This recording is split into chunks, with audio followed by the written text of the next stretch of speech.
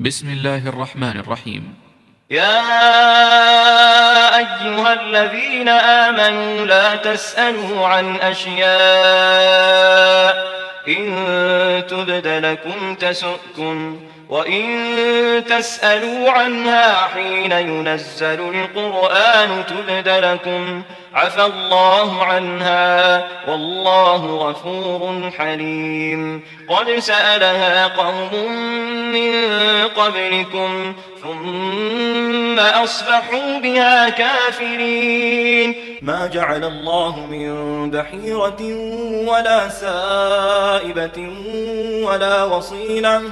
ولا وصيلة ولا حام ولكن الذين كفروا يفترون على الله الكذب وأكثرهم لا يعقلون. وإذا قيل لهم تعالوا إلى ما أنزل الله وإلى الرسول قالوا حسبنا ما وجدنا عليه آباءنا أولو كان آباؤهم لا يعلمون شيئا ولا يهتدون.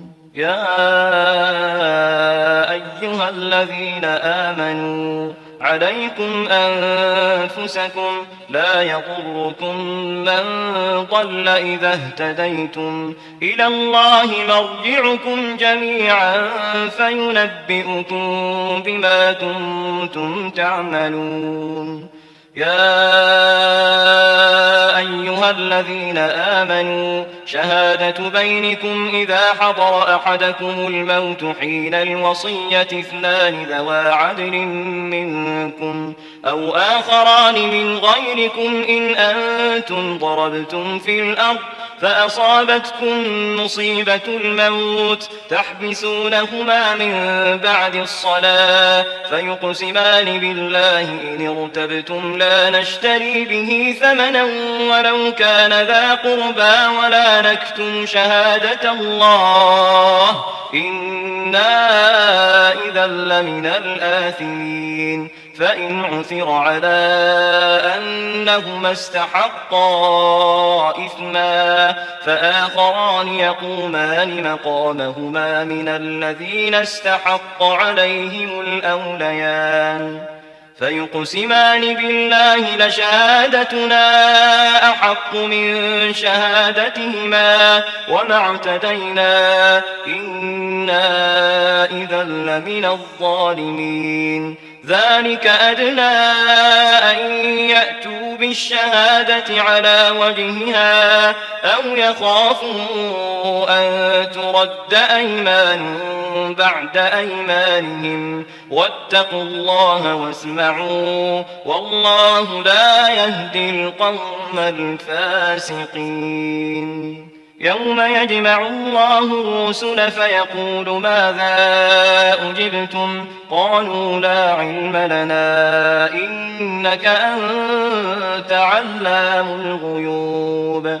إذ قال الله يا عيسى ابن مريم اذكر نعمتي عليك وعلى والدتك إذ أيدتك بروح القدس تكلم الناس في المهد وكهلا وإذ علمتك الكتاب والحكمة والتوراة والإنجيل وإذ تخلق من الطين كهيئة الطير بإذني فتنفخ فيها فتكون طيرا بإذني وتبرئ الأكمه والأبرص بإذني وإذ تخرج الموتى بإذني وإذ كففت بني إسرائيل عنك إذ جئتهم بالبينات فقال الذين كفروا منهم إن هذا إلا سحر مبين. وإذ أوحيت إلى الحواريين أن آمنوا بي وبرسولي قالوا آمنا واشهد بأننا مسلمون. إذ قال الحواريون يا عيسى ابن مريم هل يستطيع ربك أن ينزل علينا مائدة من السماء قال اتقوا الله إن كنتم مؤمنين قالوا نريد أن نأكل منها وتطمئن قلوبنا ونعلم أن قد صدقتنا ونكون عليها من الشاهدين قال عيسى ابن مريم اللهم ربنا أنزل علينا مائدة من السماء تكون لنا عيدا لأولنا وآخرنا وآية منك وارزقنا وأنت خير الرازقين قال الله إني منزلها عليكم فمن يكفر بعد منكم فإني أعذبه عذابا لا أعذبه أحدا من العالمين. أما بعد فأعوذ بالله من الشيطان الرجيم بسم الله الرحمن الرحيم رب اشرح لي صدري ويسر لي أمري واحلل عقدة من لساني يفقهوا قولي رب زدنا علما ورزقنا فهما یا ایھا الذین آمنوا اے لوگو جو ایمان لائے ہو. بعض روایات میں ہے کہ جب آیت وَلِلَّهِ عَلَى النَّاسِ حِجَّ الْبَيْتَ مَنِ اسْتَطَاعَ إِلَىٰ سَبِيلًا سورہ آل عمران کی 97 آیت جو ہم پڑھ کے آ چکے ہیں نازل ہوئی نا کہ لوگوں کے لیے ہے اللہ کے گھر میں استطاعت رکھنے والوں کے لیے وہ حج کریں. تو ایک شخص نے کھڑے ہو کر سوال کیا اے اللہ کے رسول کیا حج ہر سال فرض ہے؟ اس نے یہ سوال 3 مرتبہ دہرایا لیکن آپ صلی اللہ علیہ وسلم نے جواب نہ دیا. پھر جواب دیا کہ اگر نعم یعنی میں ہاں کہہ دیتا تو ہر سال فرض ہو جاتا تو کیا تم کر لیتے؟ استطاعت والا بھی نہ کر سکتا نہ بجا لاتے تو پھر تم کافر ہو جاتے. اس پر اللہ تعالیٰ نے یہ آیت اتاری تھی یا ایھا الذین آمنو اے لوگو جو ایمان لائے ہو اللہ کی حدود پہ ہاتھ نہ ڈالو. ایسی چیزوں کے بارے میں سوال نہ کرو. لا تسألوا سال سے ہے حمزہ سین لام ٹھیک ہے سال سین حمزہ لام سال سے ہے نا سائل سوال اسی صحیح ہے جی اسی صحیح ہے. اللہ تعالیٰ نے مسلمانوں کو نا ادب سکھایا اس آیت کے اندر اور وہ ادب کیا سکھایا ہے؟ بے فائدہ سوالات نہ کرو. اس لیے انہیں ایمانی معاہدہ یاد دلایا جا رہا ہے یا ایھا الذین آمنو کہہ کے کہ ایمان والے ہو. ایمان والوں کے معاہدے کیا ہوتے ہیں؟ اسی بات پہ یقین کریں گے جتنی اللہ کے رسول نے دے دی جتنی بتا دی ہم اس سے زیادہ نہیں. حتیٰ کہ ایک شخص نے دعا بھی کی تھی دعا کر رہا تھا مسجد نبی میں اللہ تعالیٰ مجھے جنت عطا فرما جنت کا دایاں کونا ہو یہ ہو اور کہ اتنا اصراف کرنے کی ضرورت کیا ہے؟ یہ کافی نہیں تھا اللہم انا نسألک جنت الفردوس اللہ مجھے جنت دے. یہی ہے نا. اور حدیث میں آتا ہے کہ اگر تم سے اوپر ہر جنتی اپنی اپنی منازل کیسے دیکھیں گے جیسے تم چاند سورج کو دیکھتے ہو. وہ جو اوپر والا ہے اس کا کیا حساب نکلے گا اگر پوچھو گے تو وہ کہے گا جتنی دنیا میں تم نے سبحان اللہ کہی تھی اس سے ایک میری زیادہ نکل ہے. تو یہ تو ہمیں خود پر ہے نا. تو یہاں اللہ تعالیٰ کہہ رہے ہیں کہ کیا کرو ایسی چیزوں کے بارے میں سوال نہ کرو اگر تم پر ظاہر ہو جائے تو تمہارے لیے ناگوار گزرے. اللہ تعالیٰ نے ایمان والوں کو ایسے سوالوں سے روکا ہے جن کو اگر بیان کر دیا جائے ٹھیک ہے تو ان کے کیا ہوگا برے لگیں گے ان کو. اب دیکھیں ہم آج یہ ابھی ایک نا نئی فلم آئی ہے اور وہ کس پر ہے؟ یہ قبر کے اندر کے سارے احوال اس کے لیے ٹھیک ہے. برزخ کو نہیں وہ تو ڈرامہ ہے نا یہ ایک اور آئی ہے نہیں. تو آپ یہ دیکھیں کہ وہ بچی اپنے والد کے ڈیتھ ہونے کے ساتھ پھر اس نے کہا تھا کہ مجھے وہاں پہ اندر لٹا دیا جائے نا سارے معاملات کے لیے. ہم کہاں پہنچ رہے ہیں؟ اللہ تعالیٰ کہہ رہے ہیں آپ صلی اللہ علیہ وسلم نے کیا فرمایا؟ ایک دفعہ صحابہ بیٹھے ایک سی بات پہ ہنس رہے باتیں کر رہے پاس سے گزرے آپ صلی اللہ علیہ وسلم کہتے ہیں اگر میں تمہیں بتا دوں جو میں جانتا ہوں تم ہنسنا ہی چھوڑ دو. ہنسو گے ہی نہیں کبھی بھی. حتیٰ کہ آپ نے فرمایا اگر میں تم پر قبروں کے احوال بتا دوں جو اللہ نے مجھے دکھائیں اور بتائیں تم تو اپنے مردے بھی دفنانا بند کر دو گے. حالانکہ دیکھیں مردہ کوئی رکھ سکتا ہے ایک ایسی چیز یعنی ایسا خوف ایسا معاملہ اللہ کے اندر قضا ایسی چلیں گی کہ ہم اپنا مردہ وہ مری ہوئی چیز میں نہیں ہم بیچ ڈال کر آ رہے. تو بہت سے سوال ہیں جو ہمیں برے لگیں، یہاں تقدیر کا ہمیں معلوم ہی ہونا چاہیے. تو آپ صلی اللہ علیہ وسلم نے کیا کیا، لوگوں سے اپنے ابا کے جنت یا جہنم میں ہونے کے بارے میں جب سوال کیا گیا نا، یعنی آپ صلی اللہ علیہ وسلم نے اپنے ابا کے جنت یا جہنم میں ہونے کے بارے میں سوال کیا، اور اگر جواب دیتے تو انہیں تکلیف ہوتی. اس وقت آپ صلی اللہ علیہ وسلم بتا دیتے تمہارے بڑے یہ عذاب بھگت رہے ہیں، پھر کیا کرتے، انہیں تکلیف ہوتی تو نہیں بات بتائی جاتی، نہیں کی جاتی. اور ایسے امور کے بارے میں سوال کیے جن سے کوئی شرعی شدت ظاہر ہوتی، تو کیا تھا اس سے بھی امت میں حرج پیدا ہوتا، تو بھی نہیں بات کی. اس لیے لایانی سوالات سے منع کیا گیا ہے. اور ہم پیچھے بھی پڑھ کر آگے ہیں، موسیٰ علیہ السلام کی قوم، ٹھیک ہے، پچھلی کیوں ہلاک ہوئی قومیں، وہ اپنے رسولوں سے بے جا سوال بہت کرتی، بے جا سوال. اور اس کی ایک بڑی مثال ہم پڑھ کر آ چکے ہیں بنی اسرائیل کی.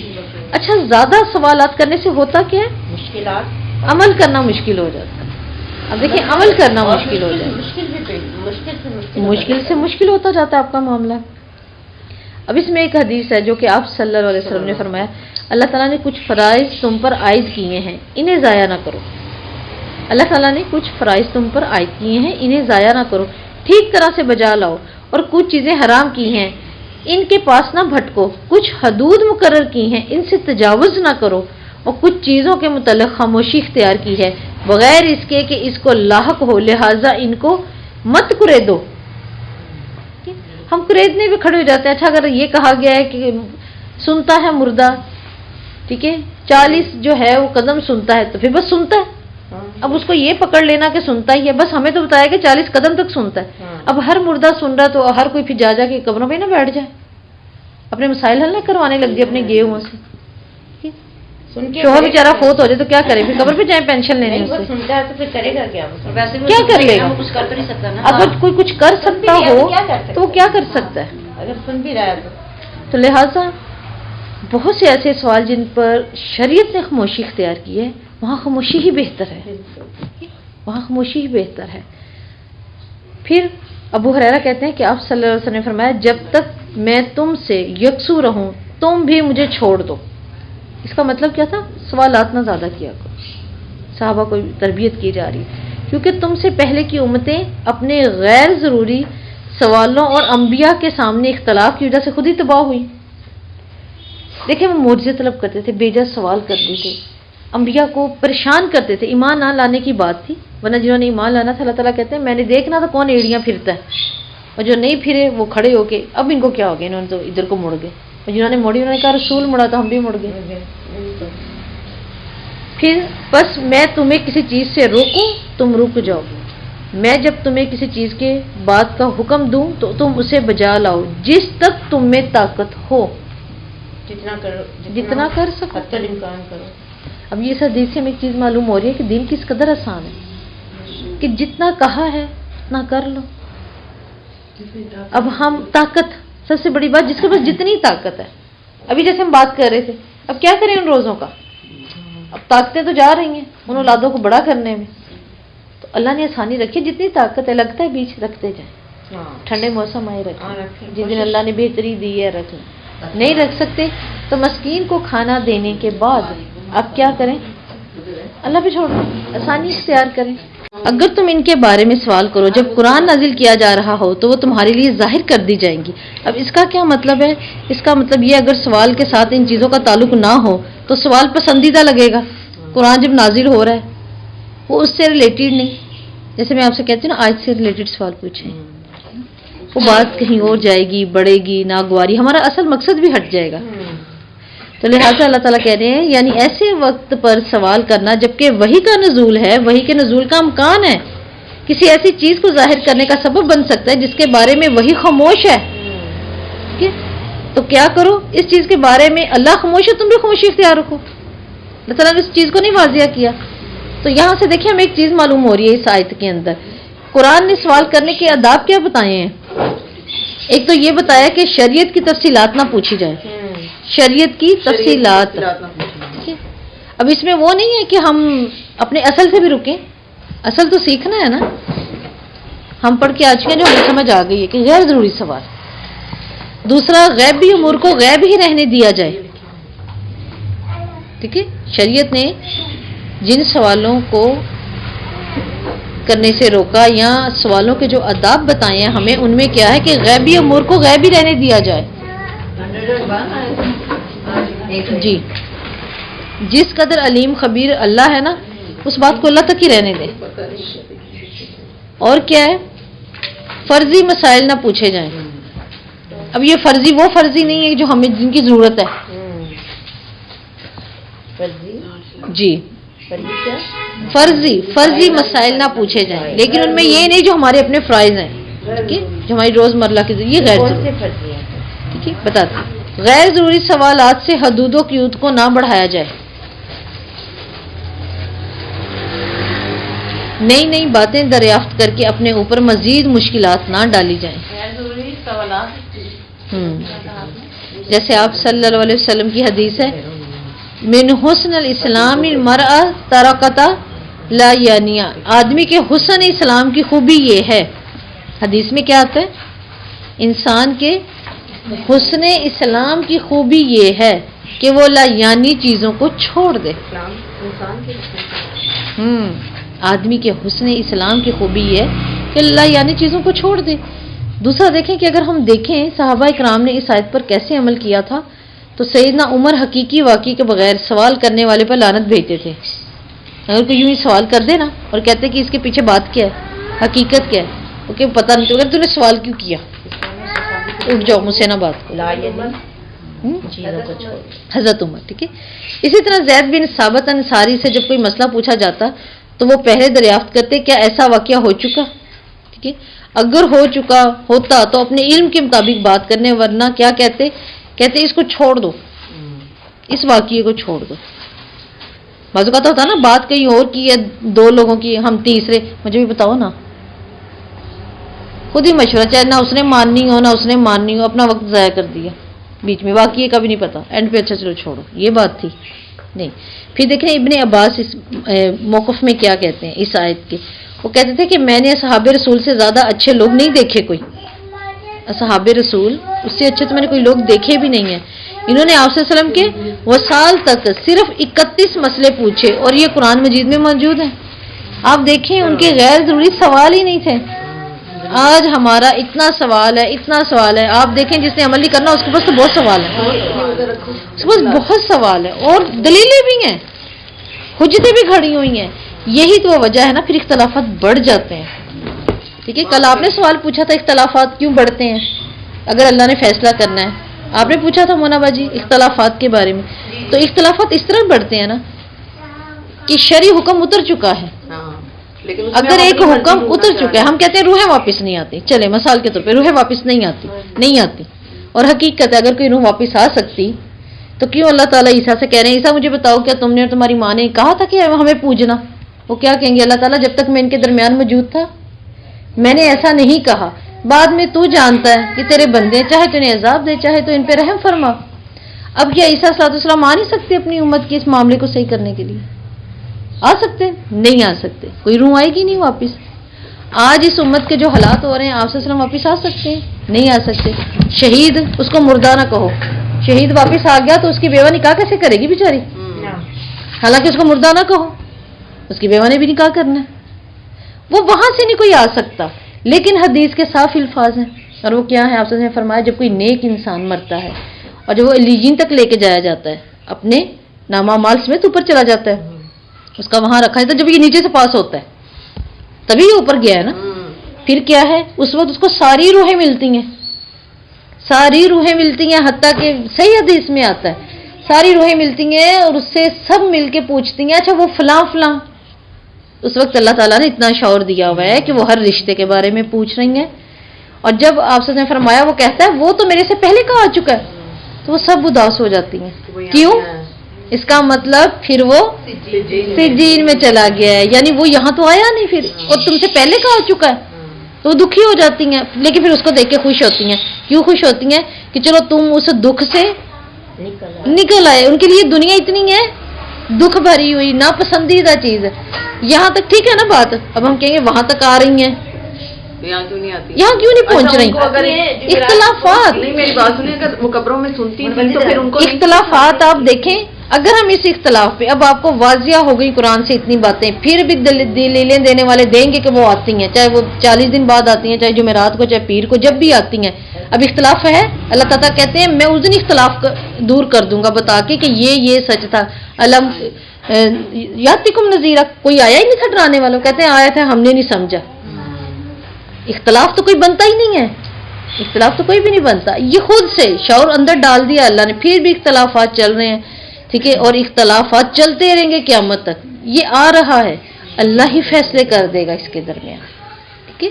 تو یہاں پھر کیا کہ اللہ تعالیٰ کہتے ہیں انہوں نے کیا کیا، صحابہ نے کہا کہ اس سے بہترین ہم نے کسی کو نہیں پایا اس جماعت سے. ان کے بھی اتنے ہی تھے سوال، ٹھیک ہے. حالانکہ اسلام نے سوال کو پسند کیا. سوال آدھا علم ہے. آپ سوال نہیں کریں گے تو آپ کو کیسے علم آئے گا؟ میں سوال نہیں کروں گی مجھے کیسے علم ہوگا؟ لیکن اس کے اندر سوال بھی کیسا، اللہ نے کہا گائیں ذبح کر دو، تو گائیں تو ایک ہی ہوتی ہے. کوئی ایسی ہے جو آدھا گائیں آدھا گدھا ہے؟ گائیں کوئی سی بھی کر دو، کوئی سی بھی کر دو. تو یوں ہوتی ہیں مشکلات، بڑھتی ہیں جب ہم اس چیز کو بڑھا لیتے ہیں، خاص طور پہ دین میں. دنیا میں جو مرضی کریں آپ. پھر دیکھیں اسی آیت کے اندر سامنے رکھتے ہوئے کہ یہی وجہ ہے کہ آپ صلی اللہ علیہ وسلم ایک بہت خوبصورت دعا کرتے تھے صبح شام، اللہم انی اعوذ من علم لا ینفع، ہے نا. اللہ تعالیٰ مجھے ایسے سوال سے اور ایسے علم سے بچا جس کا مجھے فائدہ ہی نہیں ہے، فائدہ ہی نہیں ہے.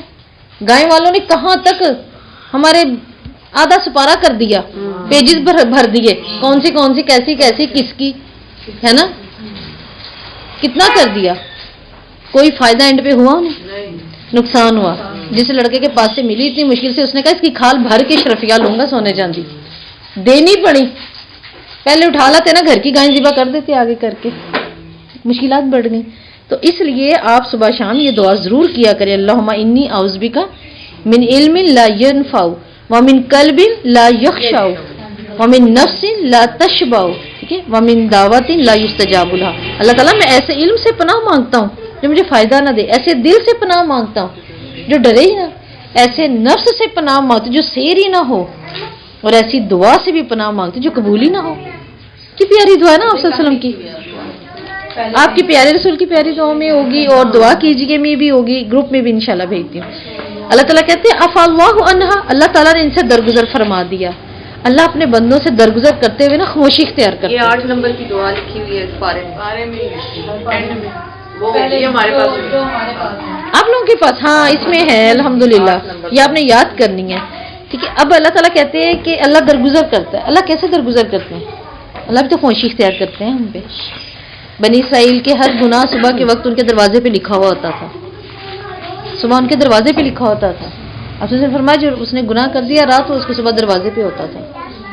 اس قدر اللہ نے ہم پہ رحمت فرمائی. تبھی تو ہم کہتے ہیں، علماء کہتے ہیں اس کو سوچ سوچ کے پڑھیں سارا دن، سوچ کے پڑھے. ربنا لا تحملنا ما لا طاقت لنا به، اللہ اس سے بچا جو پہلوؤں پہ ڈلے تھے. تو آج اللہ نے ہماری خاموشی اختیار فرمائی ہوئی ہیں. تو جس معاملے میں اللہ تبارک تعالیٰ خاموشی اختیار کرے وہ معاف ہے اللہ کی. اب ہم لوگوں سے کہتے ہیں کیا ہو گیا، زنا ہو گیا، کیا ہو گیا، قتل ہو گیا تھا، ہو گیا، اب 2 رکعت نفل پڑھیں، ٹھیک ہے، بس معافی مانگ لیں، صدقہ کر دیں. اور جو آپ صدقہ کر سکتے ہیں نا زیادہ سے زیادہ، پانی کا ہے، مدارس کا ہے، دین کا ہے، کسی بھی مساکین کا ہے، جو صدقہ آپ نے کرنا ہے صدقہ جاریہ جو آپ کے بعد زندہ رہے، آپ کر جائیں، بات ختم. اب تسلی نہیں ہوتی، نہیں اگر ایسا ہو تو ایسا ہو تو ایسا ہو تو، اب تسلی نہیں ہے نا. تسلی کر لیں، اللہ نے خاموشی اختیار کر لی. اللہ کی خاموشی کیا تھی، ہمیں حل دے دیا، بس یہ کہہ دو اب اس کو نہیں کرنا، آگے کے لیے صلاح ہے بس.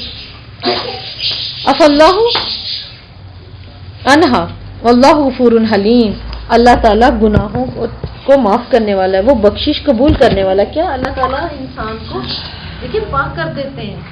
جب انسان اللہ سے مانگتا ہے تو اللہ تعالیٰ اس کو پاک کر دیتے ہیں.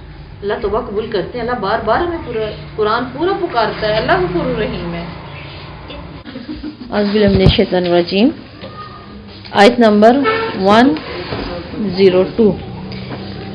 قد سألہا، بے شک تم سے پہلے، سألہا سال سوال ہا انہوں نے، یا ان سے, ٹھیک ہے, قومن من قبلکم, تم سے پہلے جو تھی ان سے بھی یہی معاملہ تھا. کیا تھا؟ ان کے بارے میں سوال کیا گیا, پھر وہ ان کے کفر کی وجہ سے کیا ہوئے؟ پکڑے بھی گئے, پھر وہ ان سے کفر کرنے والے ہو گئے, ٹھیک ہے, کافرین, اپنے سوالوں کی وجہ سے. کہ پہلے لوگ سوالات سے کفر تک کیسے پہنچے, جو اللہ تعالیٰ یہ بتا رہے ہیں, اعتقادی گمراہیوں میں مبتلا ہوئے, دین کے دائرے سے نکلے. جب سوال بڑھیں گے تو انسان دین کے دائرے سے ہی نکلے گا, دین کا دائرہ تنگ بنتا جائے گا. اب یہ کہنا, یہ ابھی ہمارے حال ہی میں دیکھیں نا کہ میں سنی کتاب نے عقائد اور احکامات کے سوال جھکے کر کر کے مشکلات پیدا کی. اللہ تعالیٰ یہاں بتا رہے ہیں کہ اہل کتاب نے کیا کی, عقائد اور احکامات میں سوال کر کے مشکلات پیدا کی. اہل کتاب نے احکامات کے جزیات پر عمل کرنا جب ممکن نہ رہا تو پھر کیا شروع ہو گیا؟ عمل میں نافرمانیاں آ گئی. اب جب سوالوں کے بعد عمل کرنا مشکل ہوگا تو نافرمانی ہی ہوگی. اعتقادی گمراہیوں میں مبتلا ہوئے, پھر دین کے دائرے سے باہر ہوئے. اللہ تعالیٰ کہتے ہیں اب ان کی ایک اور بڑی بات جو انہوں نے خود سے گھڑی, ٹھیک ہے, کیا اللہ نے حکم دیا ہے کیا نہیں دیا.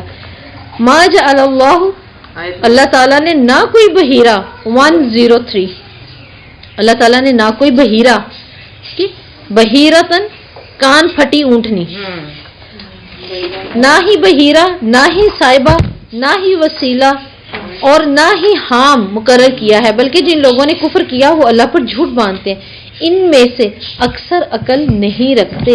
اب یہ جو اللہ تعالیٰ کہہ رہے ہیں نا کہ نہیں بنائی اللہ تعالیٰ نے, کیا مطلب؟ مشرکوں کی مزاحمت, اور وہ لوگ جو اللہ کے علاوہ بہت سی چیزوں کو دوسروں کے نام پہ چھوڑ دیں زندگی میں, اللہ ان کی مزاحمت کر رہے ہیں. اور کس طرح جنہوں نے دین میں کئی نئی باتیں گھڑ لی تھیں اور انہوں نے ان چیزوں کو حرام ٹھہرایا تھا جن کو اللہ نے حلال کیا, انہوں نے اپنی رائے سے کچھ مویشیوں کو حرام کر لیا. کس طرح سے کر لیا؟ بحیرہ. بحیرہ کسے کہتے ہیں جی؟ وہ اونٹنی جس کے کان پھاڑ دیے جاتے ہیں, اس پر سواری کرنا حرام سمجھا جاتا ہے, اسے مقدس سمجھنے لگتے ہیں نا, تو پھر ظاہر سی بات ہے اس پہ حرام ہے. اب یہ ذوالجناح کیا ہوتا ہے؟ مقدس نہیں ہے, سواری نہیں کرنی, اس کو کوئی ہاتھ نہیں لگا سکتا, بلکہ اس کا جوٹا کھانا ہے اور اس کی عزت کرنی ہے نا. اب کیا ابن عباس سے ہے کہ اونٹنی کے جب 5 بچے ہوتے تو 5واں اگر نر ہوتا تو اسے ذبح کر ڈالتے. کسی اونٹنی کے 5 بچے ہوتے, 5واں نر ہوتا, پھر وہ اس کو ذبح کر ڈالتے اور اس کا گوشت صرف مرد کھاتے, عورتوں پر حرام تھا. اگر وہ مادہ ہوتی تو اس کے کان کاٹ کر اس کا نام بحیرہ رکھ دیا جاتا. اس نر کی جگہ اگر مادہ ہوتی 5واں, ٹھیک ہے, اس اونٹنی کا 5واں بیبی اگر نر ہے مرد کھائیں گے, عورتوں پر حرام ہے. اور اگر مادہ ہے ٹھیک ہے تو پھر وہ کیا ہے؟ وہ بحیرہ ہے. اور بحیرہ کون ہے؟ اس پہ کوئی سواری نہیں کرے گا, ٹھیک ہے, اور اس کا کان کاٹ دیا جائے گا. عزت کریں گے, بہت احترام والی ہے, گھر کے پانی پہ لاؤ, بس یہ جو آج ذوالجناح کا حساب ہے, عزتیں دیں, باہر سے ہاتھ لگائیں, اپنے بٹوے پھیریں. اکثر سڑکوں میں نظر آ رہا ہوتا ہے, جاتے جاتے کوئی نہ کوئی کھڑا ہو کے اپنا پرس پھیر رہا ہوگا. تو اللہ تعالیٰ نے بتا دیا کہ یہ تو میں نے کیا ہی نہیں, میں نے تو تمہارے لیے نہ اس طرح حلال کیے نہ حرام کیے. صائبہ کون ہوتی ہے؟ صائبہ اونٹنی, گائے یا بکری. جب وہ بوڑھی ہو جاتی ہے تو اس کو کہا جاتا ہے صائبہ. گائے, اونٹنی یا بکری بوڑھی ہو جائے تو یہ صائبہ ہے, اسے آزاد چھوڑ دیا جاتا ہے, اس پر بوجھ نہیں ڈالا جاتا, سواری بھی نہیں کی جاتی, اور نہ ہی اس کا گوشت کھایا جاتا ہے. بعض لوگ نظر مان کر بھی اسے صائبہ بنا کر چھوڑ دیتے تھے. بعض لوگ کسی بھی اونٹنی, گائے یا بکری کو اپنی نظر مان لی, ٹھیک ہے, اور اس کے بعد کہہ دیں یہ صائبہ, یعنی اس کو بھی اب کوئی نہیں چھیڑے گا, نہ اس کا گوشت کھائے گا, نہ اس پہ سواری ہے, ٹھیک ہے, اور نہ اس پہ بوجھ ہے, اب یہ پھرتی رہے گی. اس کے علاوہ علماء کہتے ہیں جس اونٹنی کے پے در پہ 10 اونٹنیاں پیدا ہوں, جس اونٹنی کی ہاں جی مادہ 10 بیبی پیدا ہوں اس کے, اسے چھوڑ دیتے, نہ اس پر سواری کرتے, نہ اس کے بال کاٹتے, نہ اس کا دودھ پیتے, اس کا نام کیا ہوتا؟ صائبہ. اور اگر اس کا جی اس کا نام صائبہ ہوتا, اس کا نام صائبہ ہوتا, ٹھیک ہے جی. اور کیا ہے؟ مہمان کے لیے صرف اس کا دودھ نکالتے, ورنہ اس کو کوئی نہیں چھیڑتا.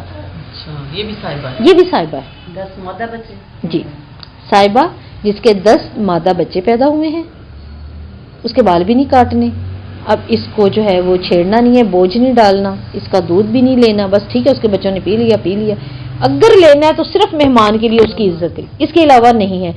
دوسری کنڈیشن جو میں نے پیچھے لکھوائی تھی وہ کیا تھی؟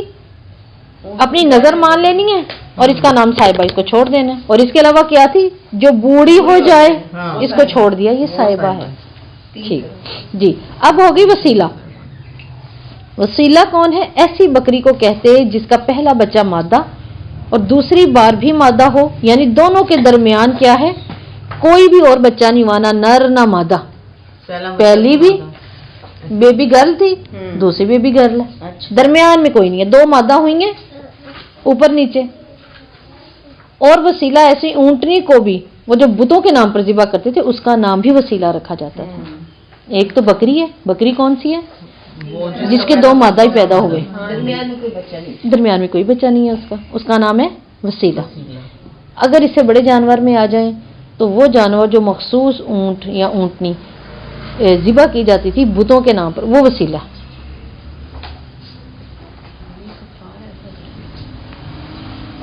ایک ہو گیا، ایک یہ ہو گئی۔ اب دوسری بتاتی ہوں، وہ اونٹنی جس کے پلوٹے دو بچے اوپر تلے کے مادہ ہوں۔ نہیں، اونٹنی، یہ وسیلہ کی بات ہو رہی ہے نا۔ ایک تو وسیلہ کون ہے؟ بکری، اور اونٹنی جو بتوں کے نام پر۔ تیسرا وہ اونٹنی جس کے پلوٹے دو بیبی، ٹھیک ہے، مادہ ہیں۔ ان دونوں لگاتار بے شک ہو جائے، ان دونوں کے درمیان کوئی نر اونٹ پیدا نہ ہو، اسے بھی وہ اپنے بتوں کے نام پر وقف کر دیتے تھے۔ جس کا نر نہیں ہے، اوپر نیچے اس کے پلوٹے دو مادہ ہی ہیں، وہ بھی وسیلہ ہے۔ یہ سارے مشرکین ہی کرتے تھے نا، یہ مشرکین۔ اب یہ اتنی مشکل کنڈیشن سے اللہ تعالیٰ تو نہیں نہ لگا سکتے، ایک انسان کے لیے تو آسان نہیں ہے، کتنی مشکل کی سوال بڑھائے نا، آنے والی نسلوں کے لیے سوال بڑھے، مشکلات بڑھے، عبادت کا مقصد ادھر سے ادھر ہو گیا۔ حام کیا ہے؟ اس اونٹ کو کہتے تھے جس کے نطفے سے 10 بچے ہوں، ایک ہی اونٹ سے، مختلف اونٹ نہیں ہے، ایک ہی، جی حام ایک ہی باپ ہے 10 بچوں کا۔ اس کے لیے وہ کہتے تھے کہ اس نے اپنی پیٹھ کو بچا لیا، ایک ہی بچے ہیں، ٹھیک ہے، یہ ان کا کہنا کہ اپنی پیٹھ کو بچا لیا ہوگا اس نے، نہ اس پر سواری کرنی ہے، نہ اس پر بوجھ ڈالنا ہے، اور اسے پانی پینے اور چرنے سے کوئی نہیں روکے گا، اور جو بھی اونٹ کے پاس آتا تو اسے بھگا دیتے۔ پھر جس وقت وہ بوڑھا ہو جاتا تو اس کے کھانے میں مرد عورت سب شریک ہو جاتے۔ خود ساختہ ہے نا، جب اس کا اینڈ آ گیا تو آج اب کھاتے ہیں، پہلے اس کے پاس نہیں کسی کو آنے دیں۔ تو یہاں دیکھیں کہ اللہ تعالیٰ فرماتے ہیں کسی چیز کو اللہ نے حرام قرار نہیں دیا تھا، کسی نے بھی۔ ہاں جی، اب کیا ہے کہ عمر بن لوہی مکہ کا ایک بہت بڑا مشرک تھا، عمر بن لوہی، اور اس کے ساتھی اس کو اپنے اوپر حرام کرنے میں اللہ تعالیٰ پہ اس طرح بازیاں کرتے تھے، یہ اسی کی ساری ایجاد تھیں، اور اللہ پر بہت جھوٹ بولتا ہوتا تھا۔ عمر بن لوہی، لام ہا یہ ہی لوہی، جی۔ وَلَكِنَ الَّذِينَ كَفَرُوا يَفْتَرُونَ عَلَى اللَّهِ الْكَذِبَ، اللہ پر جھوٹ باندھتے ہیں۔ مشرکین عرب کا دعویٰ تھا کہ ہم ابراہیم کے دین پر ہیں، جی۔ مشرکین کا کیا دعویٰ تھا؟ ہم ابراہیم کے دین پر ہیں۔ وہ لوگ اللہ کی ذات کے منکر تھے، تو وہ اللہ تعالیٰ کی دیکھے قدرتوں کا اعتراف بھی کرتے تھے کہ وہ قوانین اللہ کے ہیں، ہاں یہ تو سب کچھ اللہ تعالیٰ کرے۔ اللہ کہہ رہے ہیں نا، پوچھو ان سے، قُلْ أَرَأَيْتُم مَا أَنزَلَ اللَّهُ لَكُمْ مِن رِزْقٍ، آپ پوچھیں نا ان سے کیا خیال کرتے ہیں کہ جو رزق اتارا ہے کس نے؟ قُلْ اللَّهُ، کہیں گے ہاں اللہ نے۔ تو اللہ تعالیٰ کہہ رہے ہیں أَذِنَ لَكُمْ، تو کیا یہ میں نے کیا علی اللہ یفترون، حلال کیا جو تم نے خود سے اجازتیں بنا لی اپنے لیے۔ وَأَكْثَرُهُمْ لَا يَعْقِلُونَ، اکثر کیا کرتے ہیں؟ تہمتیں لگانے میں بے عقلی سے کام لیتے ہیں اللہ پر۔ آج بچے کو چھوڑ دیا جاتا ہے 5 سال کے لیے امام حسین کا بنا کر، کیوں حلال کیا؟ کیوں اپنے اوپر اس کی زندگی کو، اس پہ کیا حرام کر دیا؟ اس پہ حرام کر دیا جوتی نہیں پہنے گا، اس پہ حرام کر دیا اس کے سارے بال منڈے رہیں گے، ایک لٹ چھٹی رہے گی، حرام کر دیا۔ وہ تب تک چاندی نہیں پہنے گا، وہ تب تک اچھا کپڑا نہیں پہنے گا جب تک 5 سال کا نہیں ہو جائے گا، 7 سال کا نہیں ہو جائے گا۔ اللہ کہتے ہیں اللہ پر تو مت لگاتے ہو بے عقل ہو کر، اللہ نے تو یہ نہیں کہا، منت مانی ہوئی ہے بیٹا ہو جائے گا تو اس کو ضرور زلجنا کے نیچے سے گزارنا ہے، ہاں صاحب وسیلہ ہم نے تو خود ہی بنا کے گھڑ لیے، ہے نا۔ سال بعد یہ دن آئے گا یا کوئی چیز ہم نے پڑھی ہے سب مل کے بیٹھ کے، اب اگلی دفعہ یہ اگلے کے گھر میں ہے ہی ہے اگلے سال، کیوں اپنے اوپر وہ حلال اور حرام کی ضدیں ہم نے خود باندھ لی، بڑھ گئے ان سے.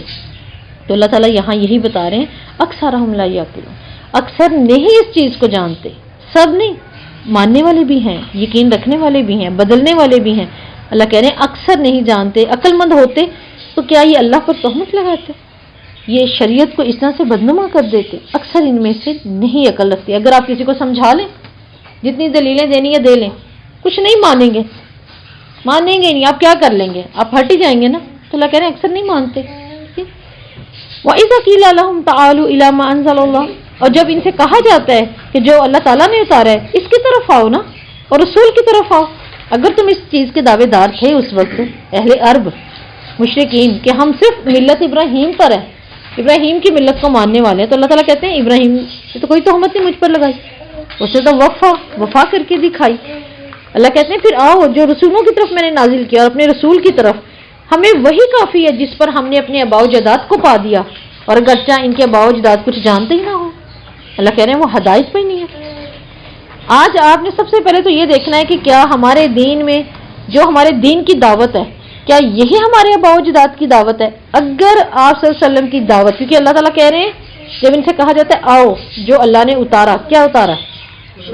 قرآن، رسول کی طرف، اس کو اپلائی کر کے ہماری زندگیوں میں اللہ سے جوڑنا کس نے آسان بنایا؟ کس نے کر کے دکھا دیا؟ رسول. یہ دونوں چیزیں آ گئی، دونوں چیزیں ہمارے پاس موجود ہیں. اللہ تعالیٰ کہہ رہے ہیں اس پر آؤ. اب اس پر آؤ اور اپنا وہ موازنہ کرو جو تم لے کر چلتے آ رہے ہو. ہم نے اپنے آباء و اجداد کو پایا، تو آباء و اجداد میں اگر تو آباء و اجداد یوسف جیسے ہیں، یوسف علیہ السلام نے اپنے آباء و اجداد کیا کہا تھا؟ میں تو پیروی کس کی کرتا ہوں؟ کس دین کی؟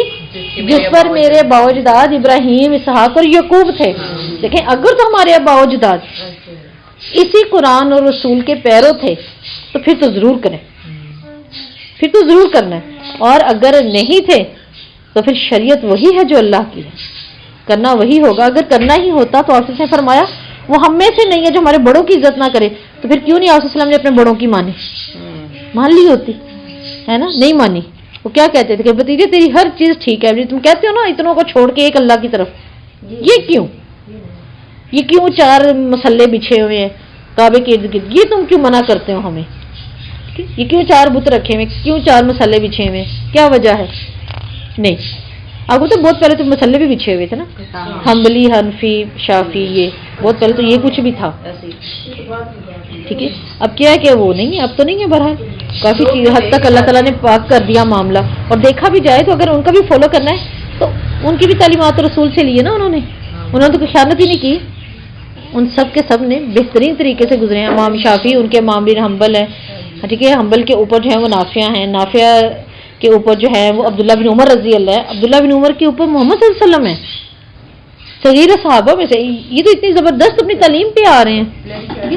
ہم کہاں سے کہاں پہنچ گئے، ہماری لڑائی نہیں ختم ہوتی. وہی بات، یہاں ہاتھ یہاں ہاتھ، ہم شافی ہیں یہاں، تم حنبلی ہو تم یہاں، مالکی ہیں ان کا یہاں سے اللہ پر اوپر ہی نہیں جا رہا. بات کیا ہے پیچھے بھی ان سے تو نہیں جا رہا ہوگا، مار کھائی توحید کی خاطر. تم نے کیا مار کھائی؟ تم یہیں پہ پہلے دیکھیں تو صحیح لوجک، دین کو تو سمجھ لیں. تو یہ چیز اللہ تعالیٰ یہاں پہ ہمیں بتا رہے ہیں پہلے تو آؤ نا اللہ اور اس کے رسول کی طرف، کتاب کی طرف آؤ. اور جب ان سے کہا جاتا ہے تو کہتے ہیں حسبنا اللہ، بہت کافی ہیں، بہت ہی کافی ہیں ہمیں. کون؟ ما وجدنا علیہ آباءنا، جس پر ہم نے اپنے بڑوں کو پایا. دین باطل ہی کیوں نہ ہو، اگرچہ وہ دنیا میں بے فائدہ ہی کیوں نہ ہو، لیکن کیونکہ ہمارے بڑے اس پر تھے، ہمارے بڑے. اور شیطان کسی کی بھی شکل اختیار کر سکتا ہے. یاد رکھیے اگر کبھی کوئی دین سے اپنے آپ کو پاک بھی کرنا چاہے نا، دین میں کہ میں نے اب یہ رسم، یہ سنت، یہ غلط جو ایک بدعت جاری تھا میں ختم کرنے لگا ہوں، اگلے دن وہ پتہ کیا کہتے ہیں، کوئی اور آ کے اس کو بتا دے گا وہ فلاں آئے تھے خواب میں، اتنے غصے میں تھے، وہ ایسے تھا، وہ ویسے تھا. تو شیطان بھی تو آ سکتا ہے. ایک آپ صلی اللہ علیہ وسلم کی شکل ہی نہیں نا اختیار کر سکتا، وہ تو بڑے سے بڑے بزرگ کی بھی کر سکتا ہے. ہمارے لیے ہمارے ماں باپ ٹھیک ہے بزرگ ہی ہیں نا. چلے ہمارے سادہ تھے، ہمارے تو دین پر نہیں ہوں گے، ایک اپنی سادہ عام زندگی گزار رہے تھے. اس سے پہلے جتنی بھی شرطیں گزری ہیں، یا وہ لوگ جو اس وقت بہترین عالم ہیں، آگے سے ان کے ماں باپ بھی بہترین عالم گزرے ہیں، تو بزرگ ہی ہوئے نا قوم کے لیے، اچھے نیک لوگ ہی ہوئے نا. وہ ان کی شکل بھی دار کیا جو آ سکتا ہے نا. تو کیا کیا جائے؟ یہ نہ دیکھا جائے کہ وہ فلاں آیا تو بہت غصے میں تھا کہ تم نے اب یہ ختم کر دی دینے دے گے. نہیں, آپ نے صرف یہ دیکھنا, کیونکہ شیطان ہے نا, وہ کرے گا, وہ تو کرے گا, وسوسے بھی ڈالے گا, پریشان بھی کرے گا, لیکن کرنا کیا ہے اس کے لیے؟ صرف اور صرف اللہ کی مدد. حسبنا اللہ و نعم الوکیل جو ابراہیم نے کیا تھا. ہم نے حسبنا اللہ ابا اجداد نہیں کرنا. ابا و اجداد کی پیروی اس وقت ہے جب وہ شریعت کے مطابق ہے. اگر ابا و اجداد میں پیروی شریعت کے خلاف ہے تو پھر وہ اندھی تقلید ہے, پھر وہ آپ پوری نہیں کریں گے. تو اللہ تعالیٰ یہاں کہہ رہے ہیں گرچہ ان کے ابا و اجداد کچھ جانتے ہی نہ ہو, انہیں معلوم ہی نہ ہو. اب دیکھیں, اگر میں کہوں مثال کے طور پہ کہ ہمارے گھر کشف المحجوب, ٹھیک ہے, سیف المعلوق ہمارے گھر ہوتی تھی, اور واقعی میں نے پوری زندگی دیکھی ہے, پڑھی ہوئی, ایسے پڑھی جاتی تھی جیسے اس کے جتنا ثواب ہی نہیں کسی کو ہونا. اتنے قرآن کی تلاوت اور یہ کیا اسے کہتے ہیں, فہم نہیں اس کا لیا جاتا تھا جتنا اس کو پڑھا جاتا تھا اسپیشلی بیٹھ کے. تو اس کے اندر کیا ہے, اللہ تعالیٰ کہہ رہے چاہے وہ جانتے ہی نہ ہو. آج اگر ہمیں اللہ نے ہدایت دے دی, ہم قرآن کو کھول کے پڑھ رہے ہیں, ہم دیکھ رہے ہیں اللہ کا رتبہ کیا اور مخلوق کا رتبہ کیا, تو کیا ہم ان کو کہیں گے نہیں وہی صحیح تھے؟ اللہ کہتے ہیں گرچہ تو انہیں علم ہی نہیں تھا, وہ کر رہے تھے تو تم نے بھی وہی کرنا ہے. تقلید اندھی نہیں ہے, تقلید توحید پر ہے. تو یہاں پر دیکھیں اس آیت میں اللہ تعالیٰ ابا و اجداد کی غلامی سے نا نکال رہے ہیں, ہمیں نکال رہے ہیں کہ نکل آؤ. یہ جو تمہیں ڈر ہے نا کہ ہمارے بڑے اب جو بڑوں کے کچھ چند بڑے رہ گئے ہیں وہ کہیں گے کہ نہیں وہ بھی نہیں آئیں گے, تو پھر کیا ہوگا؟ اللہ تعالیٰ کہتے ہیں کوئی بات نہیں, تم نکلو غلامی سے. اللہ نے ہمارے ضمیر پہ آواز لگائی ہے. کیا آواز لگائی ہے؟ صحیح راستے کی انہیں خبر نہ ہو, یعنی ہدایت مستقیم پر نہ ہو, اور نہ ہی وہ چلنے والے تھے اس پر, تو کیا تم انہی کے پیچھے چلو گے؟ ایسے شخص کے لیے ہلاکت اور بربادی ہے جو قرآن اور سنت کے علم کے بغیر دوسرا راستہ اختیار کرے. 105 میں اللہ تعالیٰ کہتے ہیں یا الذین آمنوا علیکم انفسکم, اے لوگوں جو ایمان لائے ہو, اپنی جانوں کی حفاظت لازم ہے تم پر. جان کی حفاظت سے مراد یہاں کیا ہو سکتا ہے؟ یعنی ہماری اپنی جان, یہ ہمارے اوپر کیا ہے؟ امانت اللہ کی. ہاں, اپنی جان بچانی ہے. ٹھیک ہے, اب میں بتاتی ہوں. یہاں پر جو ہے نا علیکم انفسکم, جان کی حفاظت سے مراد ہے اللہ تعالیٰ کی نافرمانی, حرام کاموں سے بچنا, خود پر حلال کو حرام کرنا, اللہ کی نافرمانی, ہاں اس سے بچنا, حرام کاموں سے, لغو سے, لاہو لہب کے کاموں سے, اپنی زندگی کے اپنی صلاحیتوں اپنی قوتوں کو بے فائدہ ضائع کرنے سے بچاؤ. اب پتہ چل رہا ہے نا ہمیں اس آیت سے, کیا انہوں نے اپنا وقت اپنی زندگی اپنی صلاحیتیں کہاں لگا کے ضائع کر دی؟ ضائع ہو گئی نا. یہی تھی جو اپنی جان بچاتے. حفاظت کرو اپنی جان کی. کیسے؟ اگر ان سب چیزوں سے بچیں گے تو حفاظت کیسے ہوگی؟ جہنم سے بچیں گے, حفاظت ہوگی. تو جو کچھ اللہ نے دیا اس کی حفاظت کرو, کیونکہ اللہ تعالیٰ قرآن میں بنی اسرائیل میں ایک جگہ کہتے ہیں ان السمع والبصر والفؤاد کل اولئک کان عنہ مسئولا. کیا کرو؟ ہر چیز کی حفاظت کرو. تمہاری آنکھ, کان, دل, اس کے متعلق پوچھا جائے گا. ٹھیک ہے, پوچھا جائے گا اس سے. تو جب حساب کتاب ہونا نا, تو اپنی زندگی کے وقت اپنے مال, اپنی اولاد, سب کو کیا ہے اللہ تعالیٰ کہہ رہے ہیں آگ سے تو بچانا ہے. جیسے سورۃ تحریم میں نا یا الذین آمنوا قوا انفسکم واہلکم نارا, خود بچو اپنے ساتھ اپنے. اب بتائیں کیا ہمیں نہیں ضرورت اس وقت اپنے بچوں کی صلاحیتوں کو بچانے کی؟ کہاں لگ رہی ہیں ان کی صلاحیتیں؟ ان کو لاہو لہب سے بچانا پڑے گا. لاہو لہب ان کے ہاتھوں میں, اللہ کی نافرمانی سے. میں تو بس اس چیز سے ڈرتی ہوں, ہر وقت اللہ سے ڈرتی ہوں. میں کہتی ہوں کون سے الفاظ ہیں اللہ جو میں اللہ کے سامنے پیش کروں. میں سوچتی ہوں آج ہمیں اولاد کو کہہ کے نماز پڑھانی پڑی, ہمارے بعد یہ پڑھیں گے, ان کو بتانا پڑتا اٹھ جاؤ, نظر نہیں آ رہا اذان کتنی دیر کی ہو گئی ہے, اٹھ جاؤ نماز پڑھ لو. ہمیں اٹھانا کہنا پڑ رہا ہے, اٹھانا کہنا پڑ رہا ہے. میں سوچتی ہوں کیا ہوگا. اللہ تعالیٰ ان پہ رحم کرے, اللہ تعالیٰ ان کو ہمارا صدقہ جاریہ بنا دے بہترین. اگر آج ہم کہہ کے کروا رہے ہیں تو مزہ نہیں ہے. پھر کہنے سے بھی نہیں اٹھتے. آپ اپنی پڑھ لیں, آپ پڑھ لیں. اگر کوئی ہمارے پائے کا ہوگا تو اس کے پاس اس سے بھی اچھی زبان لگی ہوگی, اپنا کرو جائے, ہمیں چھوڑ دو. تو کیا کہ اللہ تعالیٰ کہتے ہیں اپنے آپ کو بھی بچاؤ. اب یہ حفاظت میں پہلی ذمہ داری کیا آتی ہے اپنی جانوں کو بچانے میں؟ اللہ کی نافرمانی سے بچو. ہاں جی, پہلی کیا آتی ہے جان کی حفاظت کے سلسلے میں؟ پہلی اپنی جان کو بچانا ہے، اللہ کی نافرمانی ہے. دوسری ذمہ داری یہ ہے کہ ایسے اعمال کریں جو اللہ رب العزت کے قریب کر دیں. نیک اعمال ان کو سمجھیں، نیک لوگوں سے مل کر سمجھ آئے کہ اچھا یہ معاملہ ہے. آ رہی ہے سہری نظر آ رہا ہے، زور نہ ڈالنا آپ اپنی آنکھوں. تو ان کو انجام دینے میں مصروف رہیں، وہ کام جو نیکی کے ہیں. اس طرح سے جان بچائی جاتی ہے. دیکھیں نیک اعمال کے ساتھ اللہ تعالیٰ کہتے ہیں نا ہر انسان کی جان صبح اٹھتا ہے تو گروی رکھی ہوئی ہوتی ہے، تو نیکیاں کرتا جاتا تو چھڑواتا جاتا اپنا آپ، ہے نا. ہر کسی نے اپنا آپ جہنم میں گروی رکھوایا ہوتا ہے. وہ جیسے اٹھتا ہے وہ کوئی نیکی کرتا ہے نا، کوئی صدقہ کرتا ہے، اللہ کے گھر میں اللہ کو یاد کرتا ہے، پھر اس کی وہ جان وہاں سے آزاد ہو جاتی ہے. ایسے آزاد ہوتا ہے انسان. پھر آپ سے اس نے فرمایا تاریک رات کے ٹکڑوں کی طرح فتنوں کے واقعہ ہونے سے پہلے نیک عمل کر لو.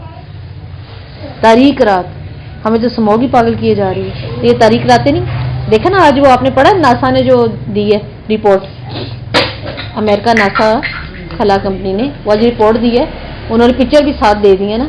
سب سے زیادہ جو ہے وہ لاہور اور بمبئی، لاہور اور بمبئی کے اوپر جو ایک پوری سیارائی ہوتی ہے نا ہماری خلائی تصویر پورے سیارے کے اوپر، وہ بالکل دو وائٹ ایسے پائپ جیسے بچھے میں وائٹ، اوپر تو پتہ نہیں کیا حالات ہیں، اوپر تو پتہ نہیں اور ہی کیا حالات ہیں، نیچے اگر یہ ہو رہے ہیں کہ کیا سب کچھ یہ طریق رہتے ہی تو ہیں. کچھ نہ کچھ مسلط ہو رہا ہے، کچھ نہ کچھ مسلط ہو رہا ہے. اللہ تعالیٰ رحم کرے، اللہ ہم پہ بہت بہت رحم کرے، چلتے پھرتے پڑھتے رہا کرے، صدقہ بہت دیں اور اللہ معافی فی باساری بھی بادہ نہیں. یہ جو سموگ ہے نا، یہ جو ریسرچ آئی ہے نا، اب وہ ریسرچ آئی ہے کہ یہ کینسر کا سبب بن رہی ہے. اللہ تعالیٰ معاف کرے، اللہ تعالیٰ رحم کرے. آپ نے دیکھا ذرا سی جانے کی دیر ہے درد شروع ہو جاتی ہے، یہاں درد سی ہوتی ہے، بھاری پن، آنکھوں میں بھاری پن، ہر کوئی بس یہ کچھ ہی کر رہا ہے بیچارہ، ہے نا، چھوٹے بڑے، کچھ زکام بھی نہیں ہے. تو یہ سب کیا ہے؟ یہ تاریک راتوں کے فتنے ہیں. اعمال تو ہیں ہی ہیں لیکن یہ بھی تو تاریک راتیں ہی ہیں نا. تو ان سے بچنے کے لیے بھی اللہ تعالیٰ کیا فرما رہے ہیں. ایک تو دیکھیں آج کل جیسے کثرت سے وہ دعائیں پڑھیں جو ہمیں آپ سے میں سکھاتی ہے، اللہ معاف نفی بادہ نہیں، ٹھیک ہے. پھر میں نے ایک اسٹیٹس پہ شو کیا تھا اپنا ایک کعوہ، وہ اس وقت بہت ہی کامیاب ہے، وہ پیتے رہے، بچوں کو دے تھرمس میں بنا کے رکھ لیں، ٹھیک ہے. تو اس کے علاوہ آپ آیت الکرسی زیادہ زیادہ پڑھیں، صدقہ دیں، اپنے گھروں پہ نا دھونیاں دیں، اپنے گھروں پہ دھونیاں دیں، نیم کی دیں، چاہے بیری کے پتوں کی دیں، چاہے اس کی جو مل جاتی ہے باہر سے بنی ہوئی گوگل ہربل اجوائن کی چیزیں ہوتی ہیں نا ڈلی ہوئی، ٹھیک ہے، ان کی دیں. اگر کسی کے پاس عود ہے، ٹھیک ہے نا، عود کی بھی گھر پہ یہ چیزیں آپ دیں جو ہمارے پاس آپ صلی اللہ علیہ وسلم کی بتائی ہوئی تعلیمات سے جو ہمیں دے سکتی ہیں نا آسانی، ان کو خاص طور پہ مغرب کے وقت دینا شروع کر دیں. اپنے دروازے بند کریں، کھڑکیاں بسم اللہ پڑھ کے سنت کے مطابق، ٹھیک ہے. اب تو آج بھی ایسا کرتا ہے نا. اور اس کے بعد اپنے گھروں میں دھونیاں دیں، ٹھیک ہے. تو اللہ تعالیٰ یہاں ہمیں بتا رہے ہیں، آپ نے فرمایا تاریک رات کے ٹکڑوں کی طرح فتنوں کے واقعہ ہونے سے پہلے کیا کر لو، نیک عمل کر لو. دیکھیں اس وقت کی بہت غور و فکر والی بات ہے نا. نیک عمل کر لو. صبح کو آدمی ایماندار ہوگا، شام کو کافر ہو جائے گا. شام کو ایماندار ہوگا، صبح کو کافر ہو جائے گا. لوگ دین کو دنیا کے سامان کی خاطر فروخت کرنا شروع ہو جائیں گے. لہٰذا اس سے پہلے اپنے ایمان کے لیے بھی آپ سے ایک دعا کرتے تھے، اللہ تعالیٰ مجھے ایسے ایمان سے بچا جو مجھے مرتد بنا دے. یہ بھی دعا کیا کریں کہ اللہ تعالیٰ ہمیں بچا کے رکھ نفس کے شر سے بھی. تو عمل صالحہ کی مشغولیت بھی کیا ہے؟ اللہ تعالیٰ کا قرب بنے گی. ایسے بھی انسان کی جان کی حفاظت ہوگی، ٹھیک ہے. جان کی حفاظت میں تیسری ذمہ داری اپنے نفس کو کمال تک پہنچانا ہے. اب اس میں تیسری چیز کیا آ رہی ہے؟ یعنی جن کاموں کو انجام دینے میں اللہ تعالیٰ اور رسول نے حکم دیا ان کو سر انجام دینے کی کوشش میں لگے رہیں. اس کا کیا حل ہو سکتا ہے؟ اس میں واجبات، مستحبات، فرائض، دین کی اشاعت، یہ سارے کام ہیں، نوافل یہ ہیں. لا یضرکم من ضل اذا اهتدیتم، اور جب تم ہدایت پا جاؤ تو جو گمراہ ہو وہ تمہیں نقصان نہیں پہنچا سکتا. اب یہ اتنی پیاری آیت کا پارٹ ہے. اللہ تعالیٰ کہتے ہیں اگر تم اپنی اصلاح کر لو، تم نے کر لی، تو جو شخص تمہارا کچھ بگاڑ نہیں سکتا، تمہیں بھٹکا نہیں سکتا، وہ کیا کر لے گا؟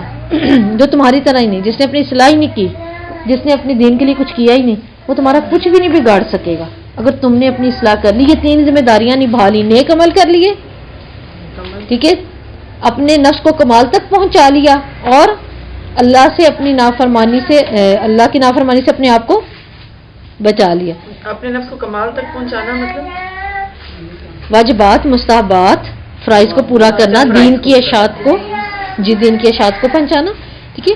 और तो जो आपने क्या बताया अम्मा?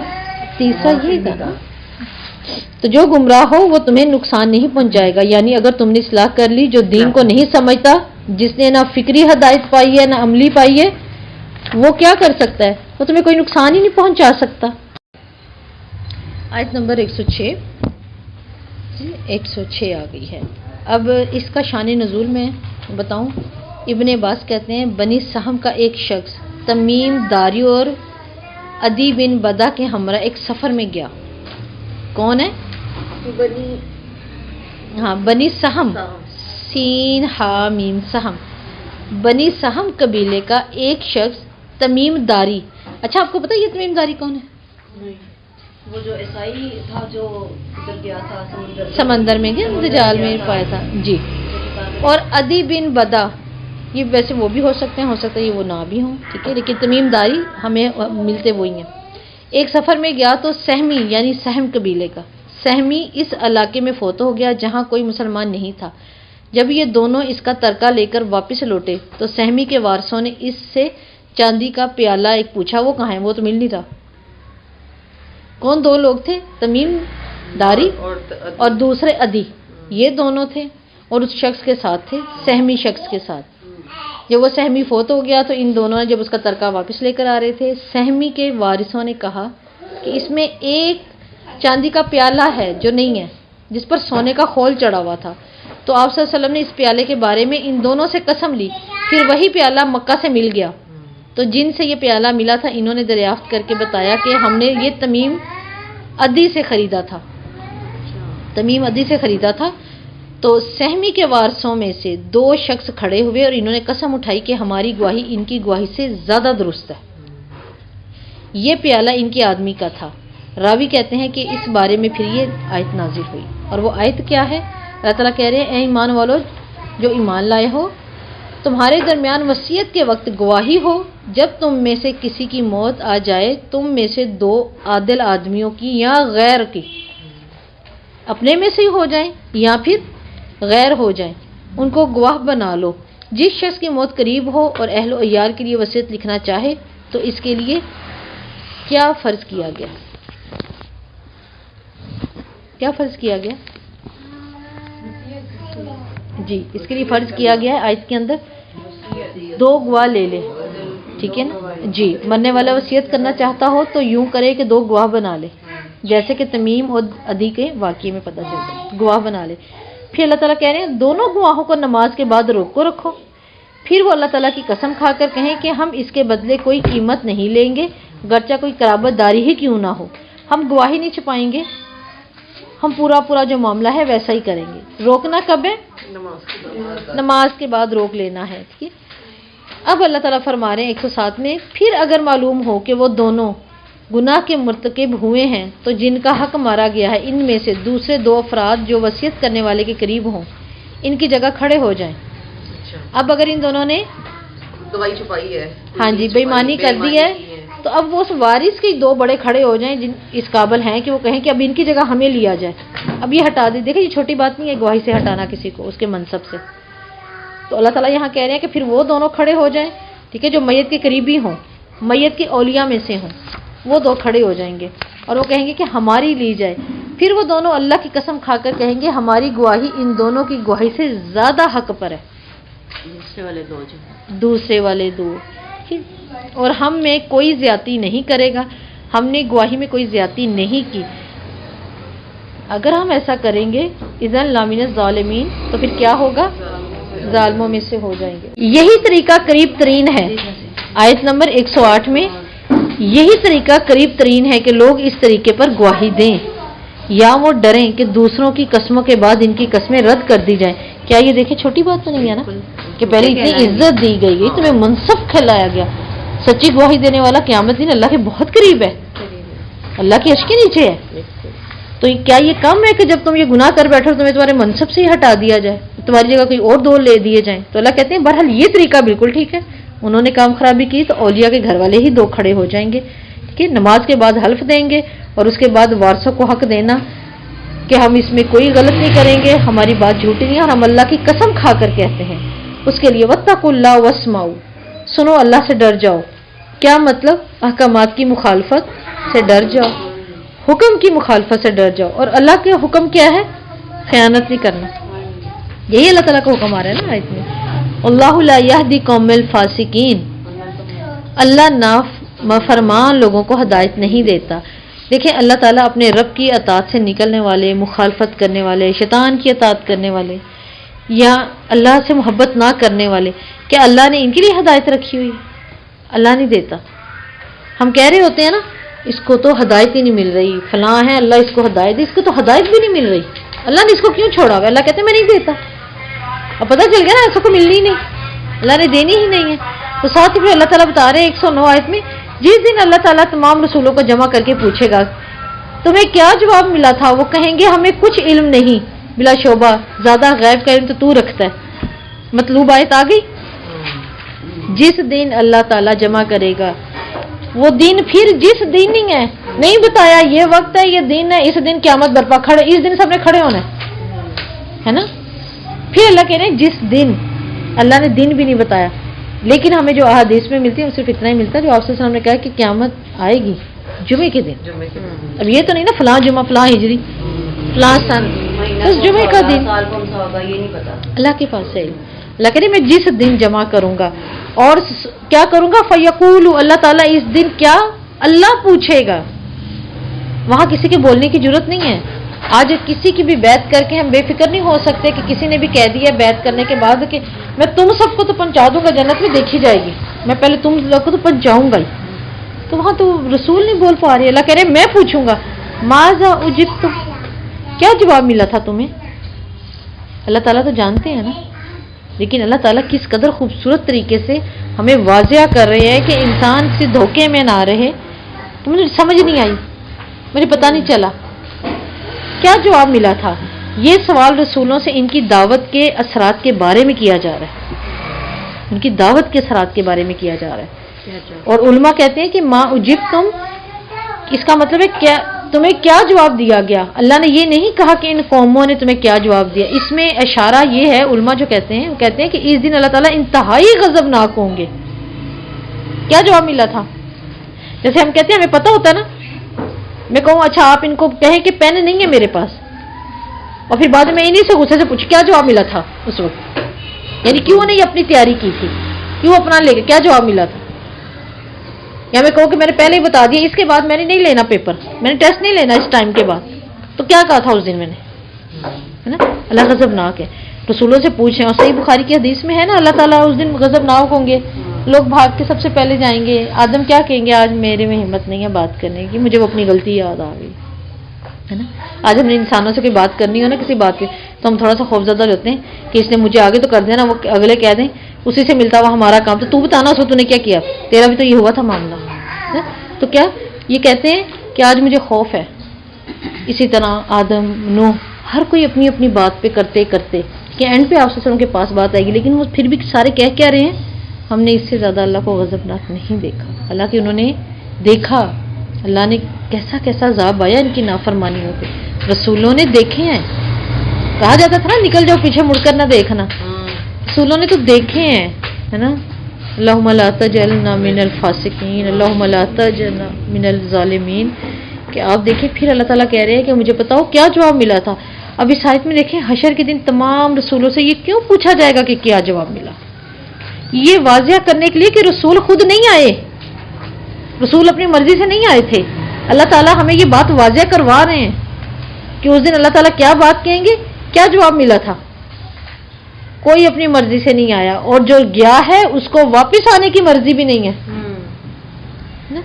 اس کو واپس آنے کا بھی نہیں ہے. تو اللہ کی جانب سے اس دین کو لے کر وہ آئے تھے, لوگوں پہ ذمہ داریاں اپنی واضح کی, بھرپور انداز سے اپنی ذمہ داری پوری کر کے واپس چلے گئے. دیکھیں وہ کتنی پیاری آیت ہے نا, اس کو پڑھا کریں, بہت پیاری آیت ہے. اپنی فاتحہ کے بعد قل اللہ کے بعد نماز میں بھی سبحان ربک رب العزت عما یصفون وسلام علی المرسلین والحمد للہ رب العالمین. اتنی پیاری مجھے آیت لگتی ہے. اور اس آیت میں تو یقین کریں دل کیوں روتا ہے کہ اللہ تعالیٰ کہہ رہے ہیں یہ جو کچھ کر رہے ہیں نا میرے ساتھ, جو جو مجھ پر گھڑ رہے ہیں، جس جس چیز کو صنف کر کے میری طرف ینسلون کر رہے ہیں، ان سب سے کیا ہے، میں پاک ہوں، کر لیں جتنا کرنا ہے۔ اور اس پاکی کی اگر کسی نے صحیح گواہی دی ہے، کسی نے صحیح کام کیا ہے، تو کس نے، وسلام علی المرسلین، میرے پیغمبروں نے حق نبھایا صحیح انداز میں اپنی ذمہ داری پوری کر کے آئے۔ جو میں نے کہا تھا تم نے یہ میرے بندوں کو بتانا ہے میں کیا ہوں، میرے احکامات کیا تھے، میرے سے ملاقات ہونی ہے۔ پہلے اللہ کہتے ہیں سبحان ربک رب العزت عما یصفون، اس کی عزت اتنی بلند کہ تمہارے کہنے سے اس کی عزت کو کیا کیا فرق پڑے گا، لیکن اس کا حق میرے رسول نبھا کر گئے ہیں۔ پھر اللہ تعالیٰ کہتے ہیں کیوں، کیونکہ تعریف ہی میرے لیے تھی۔ تو یہاں اللہ تعالیٰ دیکھیں ہمیں یہی بتا رہے ہیں کہ وہ اتنے پیارے انداز میں اپنی حجت کو قائم کر کے اللہ کے پاس گئے۔ اللہ کہہ رہے ہیں کیا جواب ملا تھا، صرف یہ بتانے کے لیے یہ میرے کہنے پہ جواب لے کر آئے تھے، میرے کہنے پر تمہارے پاس دین اور شریعتیں لے کر آئے تھے، خود سے نہیں، خود کچھ نہیں کوئی کر کے گیا، کوئی رسول خود کچھ نہیں کر گیا۔ پھر ایسے کیسے ہو سکتا ہے کوئی بھی روح آ جائے اور ہمارے گھروں پہ گھومتی رہے؟ اگر یہ ہر روح آ کے گھروں کے اندر گھومنی ہے تو شہید کی ہر جمعرات اپنا دل دکھانے آئے گی، اپنا دل دکھانے آئے گی۔ اگر بچوں کے ساتھ اچھا سلوک نہیں ہو رہا تو کیا کر لے گی وہ روح بیچارے، دل دکھانے آ رہی ہے اپنی، اللہ اس لیے بھیجے ہیں جاؤ دیکھ کر آؤ، بیوی نے دوسرا شوہر کر لیا، وہ اس نے کیوں کیا ہے؟ لیکن اللہ کہتے ہیں نہیں آتا، ایسا کچھ بھی نہیں ہوتا۔ تو یہ جو خاص کنسپٹ ہمارے اندر آ گیا نا کہ جمعرات کو بھی آئیں گے، ہر شب رات کو بھی آئیں گے، 40ویں تک یہاں گھر پر رہیں گے، سنتے ہی رہتے ہیں۔ کیوں آپ جاتے ہیں تو کیوں کہتے ہیں السلام علیکم قبر والوں کو؟ بس اللہ تعالیٰ نے کہا سلام کرنا، وہ تو اللہ نے کہا ہے، ٹھیک ہے۔ اب بات کیا بڑھ گئی پھر اگر ہم سوچیں کہ ہاں ان کو جا کے سلام کرنا، گزرتے گزرتے سنتے ہیں، پھر سننے کا یہ دیکھیں نا ہمارے معاشرے میں کیا نتیجہ نکلا ہے، کیا غلط ہو گیا معاملہ، کہ اکثر آپ دیکھ رہے ہیں جا کہتے ہیں ہاں امی کی قبر پہ گئے تھے، ابو کی کیا کچھ باتیں کرنی تھی، کچھ مشورے لینے تھے، کاروبار شروع کریں گے قبر پہ گئے تھے، کیوں؟ ذرا بتانے کہ بھئی یہ بات ہے، ہم کرنے لگے، جیسے ایک زندہ سے مخاطب ہوتا ہے انسان، ایسے اکثر نظر آتے ہیں لوگ کھڑے سے قبر میں باتیں کر رہے ہوتے ہیں، مخاطب ہیں، کیا کر لیں گے وہ بیچارے ہیں، بارشیں آ جائیں تو ہمیں خوف ہے کہ ان کی قبر پہ جا کے اور مٹی ڈالے، انہوں نے کیا کر لینا بیچاروں نے، ٹوٹ پھوٹ جاتی ہیں کچھ کر کے۔ تو اللہ تعالیٰ یہاں اتنی واضح بات بتا رہے ہیں، وہ کیا کہیں گے قالوا لا علم لنا، کیا کہہ رہے ہیں رسول، ہمیں تو علم نہیں ہے، ہم تو جانتے ہی نہیں ہیں۔ پھر کیسے جان لیں؟ رسول کے علاوہ کوئی ولی بھی ہے تو وہ کیسے جان لے؟ رسول سے بڑھ کر کوئی ہستی نہیں ہوتی دنیا پہ۔ ہم اگر کسی ولی کو رسولوں صحابہ سے بھی اوپر سمجھ لیں گے نا زندگی میں، تو ان کا مقابلہ بھی رسول کے ساتھ نہیں، اور رسول بھی ادھر کیا جواب دیں گے، ہمیں کچھ علم نہیں تھا، یہی ہمیں پکارتے تھے، یہی ہماری باتیں کرتے تھے، ہمیں تو کچھ علم نہیں تھا۔ علم کس کو تھا؟ انک انت علام الغیوب، اللہ بے شک غیب جاننے والا تو ہے۔ عبداللہ بن مسعود رضی اللہ کہتے ہیں آصف نے فرمایا میں حوض پر تمہارا سامان ہوں گا، میں حوض پر تمہارا سامان ہوں گا، تم میں سے بعض لوگ وہاں لائے جائیں گے، پھر مجھ سے دور ہٹا دیے جائیں گے، میں کہوں گا ان کو میرے پاس آنے دیں، یہ میرے امتی ہیں، مجھے کہا جائے گا نہیں یا رسول اللہ علیہ وسلم آپ کو نہیں معلوم آپ کے بعد انہوں نے کیسی کیسی بدعات آپ کے دین میں شامل کر دی۔ یہ صحیح بخاری کی حدیث ہے 70 اور 49، ٹھیک ہے، اگر آپ اس میں نکال کے بھی دیکھیں۔ تو بعد میں دین میں نئی چیزیں ڈالنی، تو یہ دین میں نئی چیزیں یہی ہیں کہ جب ہم شریعت کے مطابق نہ اپنی جان کی حفاظت کر رہے ہیں، نہ اس کی پہلی ذمہ داری پوری ہو رہی ہے۔ پہلی کیا تھی؟ اللہ کی نافرمانی سے بچنا، جو اس نے حرام نہیں کیا اس کو مت حرام کریں۔ دوسری کیا تھی؟ ساتھ میں اولاد کو بھی بچائیں، اور ایسا معاملہ جو کہ اللہ کے قریب کر دے، نیک اعمال۔ اور تیسری ذمہ داری کیا ہے؟ اپنی جان کو بچاؤ، لازمی ہے کہ اللہ اور اس کے رسول کے دین کو کمال تک پہنچانا، یہ ہے تیسری، ٹھیک ہے۔ وقال اللہ یا عیسی ابن مریم اذکروا علیک وعلی والدیک، اور جب اللہ تعالیٰ فرمائے گا آیت نمبر 110 اے عیسی ابن مریم اپنے اوپر اپنی والدہ پر میرے انعام کو یاد کر۔ اب الہ کے اوپر کیا انعام یاد کروائے جاتے ہیں؟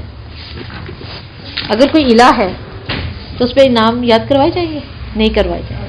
اللہ تعالیٰ کہتے ہیں کہ یہ تو میری اولاد گھڑنا شروع کر دیتے ہیں، آدم کی اولاد۔ اب ایسا تھوڑی ہے کہ کوئی کسی چیز کا مالک ہے تو وہ چیز اس کی اولاد بن گئی، ایسا تو نہیں ہوتا نا۔ اللہ کہتے ہیں یہ میرے ساتھ کس طرح سے کر رہے ہیں۔ اور کیا کرتے ہیں؟ اللہ تعالیٰ کہتے ہیں میں نے کہا عیسیٰ اپنی ماں پر اور اپنے اوپر میرے انعام یاد کرو۔ کون سے انعام تھے؟ اللہ تعالیٰ کے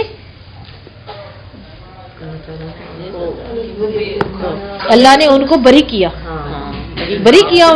انہیں کتاب دی، انہیں رسول بنایا، انہیں سازشوں سے بچا کے اوپر اٹھا لیا. تو یہاں نعمتوں کو اللہ یاد کروا رہے ہیں کہ اپنی والدہ پر جو میں نے تمہاری نعمتیں کی تھی نا، اپنے رب کا شکر ادا کرو. اور اس نے وہ نعمتیں بھی عطا کی جو کسی اور کو تو نہیں کی. دیکھیں روح قدس سے مدد بھی تو کی، ٹھیک ہے، پھر بری کروایا اپنی ماں کو، انہوں نے بری کیا ہے. ایک بچہ بولا ہے، پھر اللہ تعالیٰ نے ایک سب سے بڑی نعمت کیا دی ہے، جب تک عیسیٰ زندہ ہے عیسیٰ کے زندہ ہونے پر بھی سلامتی، اور جس دن اٹھے گا اس دن بھی سلامتی. دونوں طرف اللہ نے سلامتی دے دی. تو عیسیٰ اللہ تعالیٰ نے عیسیٰ اور ان کی والدہ کو کن انعامات کی یاد دہانی کروائی، لوگوں کے ساتھ بات کرنے کی قدرت دی. بچپن میں اس قدرت کی وجہ سے انہوں نے اپنی ماں کی تہمتوں کو بری قرار دیا. ایک چھوٹا سا بچہ، ٹھیک ہے، بورن بیبی، وہ بتا رہا ہے کہ یہ تہمتیں نہیں ہے. اس سے پہلے جب لے کر آئی ہیں تو ہم نے پیچھے پڑھا نا کیا کیا بول رہے ہیں، آگے بھی آ جائے گا، کتنی باتیں سنائی انہوں نے. اور کیا کیا، تورات اور انجیل کی تعلیم دی. تورات پہلے کی تھی، اس کی ساری تعلیم ان کے پاس تھی، انجیل کی بھی تھی، حافظ تھے دونوں کے. ایک بورن بیبی حافظ ہے. اور کیا تھا، مٹی سے پرندہ اڑانا، ٹھیک ہے، اندھے کو صحیح کر دینا، مردے کو اللہ کے حکم سے زندہ کر دینا، ٹھیک ہے. اور پھر اس سے بڑی تائید کیا تھی، وَأَيَّدْنَاهُ بِرُوحِ الْقُدُسِ.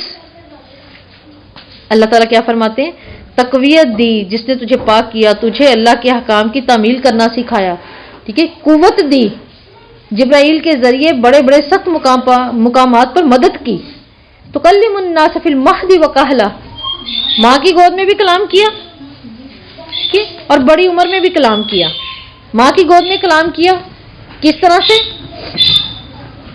جب وہ بالکل چھوٹے لے کر آئے تھے. بڑی عمر میں کیسے کلام کیا، انبیاء کی عمر میں پہنچ کے اللہ تعالیٰ کہتے ہیں انہوں نے کلام کیا، لوگوں کو بتایا نماز کا، لوگوں کو بتایا زکوٰۃ کا. وَإِذْ عَلَّمْتُكَ، اور پھر تمہیں سکھا دی. کیا سکھائی، کتاب. اب اس سے مراد کون سی کتاب ہے، دونوں آسمانی کتابیں ہیں، تورات اور انجیل دونوں سکھا دی. اور کیا کیا، والحکمہ، حکمت سے مراد ان کی شریعت کے سارے راز بتائے، ٹھیک ہے، ان کے فوائد بتائے، شریعت کی جتنی بھی حکمتیں تھیں ان کی معرفت بھی سکھا دی، تعلیم کا مشن سمجھا دیا. یہ اللہ کے انعام نہیں ہے. آج دیکھیں ہم بیٹھے ہوں اس قرآن کو پکڑ کے تو ہم سوچتے ہیں کتنا بڑا انعام ہے، حالانکہ ہم تو ابھی کچھ بھی نہیں ہے نا، کیا جان رہے ہیں ہم. ایسے لگتا ہے جیسے ابھی وہ کہتے ہیں نا، ابھی اگلی آیتوں میں پچھلی آیتوں کا پوچھے تو بھول جائیں، ہے نا. تو ہم تو ابھی کچھ بھی نہیں ہے، لیکن ہمیں یہ لگتا ہے کہ اتنا بڑا احسان ہے اللہ نے جو ہم پر کیا ہے. ہم تو اس کو سوچ کے خوش ہوتے ہیں نا، ہم جڑے ہوئے ہیں، اللہ ہمارے ہاتھوں میں قرآن ہے، اسی کی فکر ہے دن رات. چاہے ہفتے بعد بھی ایک دن آنا ہوتا ہے، وہ پورا ہفتہ اسی کی فکر ہوتی ہے، اسی کی پلاننگ ذہن میں گھوم رہی ہوتی ہے. تو اللہ تعالیٰ یہی بتا رہے ہیں یہاں پر کہ میں نے تمہارے لیے کیا کیا، دین کو سمجھنا آسان کر دیا، دین کی حکمتوں کو سمجھانا آسان کر دیا، ٹھیک ہے. اور کیا کیا، اِذْتَخْلُقُ مِنَ الطِّينِ كَهَيْئَةِ الطَّيْرِ بِإِذْنِي. پھر جب تم میرے حکم سے کیا کرتے، ایک صورت بناتے پرندے کی مٹی پہ، پھر اس کو کیا کر دیتے، پھونک مارتے تو وہ اڑنے لگ جاتا. کس کے حکم سے، ہاں بِإِذْنِي، اللہ کہہ رہے میرے حکم سے. عیسیٰ علیہ السلام نے بھی کوئی جادو نہیں کیا. عیسیٰ علیہ السلام رب نہیں ہے کہ وہ تو سب کچھ کرنے والے، زندہ بھی کر رہے تھے، یہ بھی کر رہے تھے. اگر ان لوگوں نے اس وقت یہ سوچا گا کہ یہ رب ہے کیونکہ یہ زندہ بھی کر رہا ہے، شفا بھی دے رہا ہے، ٹھیک ہے، کسی کو صحیح کرنے کی، شفا دینے کی بھی طاقت رکھتا ہے، تو اللہ تعالیٰ ساتھ میں کیا کہہ رہے ہیں، میرے حکم سے. آج اگر ہم کسی کو یہ سارے اختیارات دے دیں تو وہ شرک ہے. رسول کو دینا بھی شرک تھا، اور کسی عام انسان بزرگ کو، ولی کو دے دیں وہ تو اس سے بھی بڑا شرک ہے. کیوں؟ کیونکہ رسول تو پھر بہت بڑے درجے پہ ہیں. اگر ان کے ساتھ یہ معاملہ نہیں تو آپ کسی اور کو اپنے شفا کا مالک کیسے سمجھ سکتے ہیں، اپنی زندگی موت کا مالک کیسے سمجھ سکتے ہیں؟ نہیں نا. ڈاکٹر ایک جگہ پر آ کے پہنچ کر کہتے ہیں اب ٹھیک ہے، یا وہ کہیں گے اس سے زیادہ ہم نہیں، اب ہم بنائی کہاں سے لائیں، اللہ سے دعا کریں.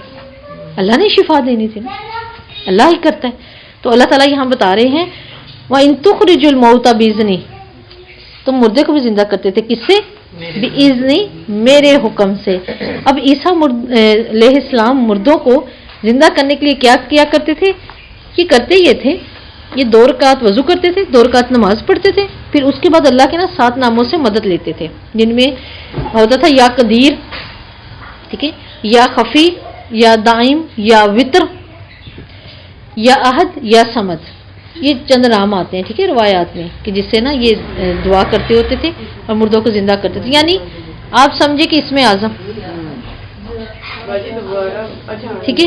اسی طرح آپ صلی اللہ علیہ وسلم نے دیکھیں ہمیں بھی اسم اعظم سکھا دیے. اللہم انی اسألک بانی اشہد ان لا الہ الا انت احد الصمد الذی لم یلد ولم یکن لہ کفوا احد. یہ اسم اعظم ہے. آپ کا سورہ آل عمران کا سٹارٹ الف لام میم اللہ لا الہ الا هو الحی القیوم، آپ سے فرمایا اسم اعظم ہے.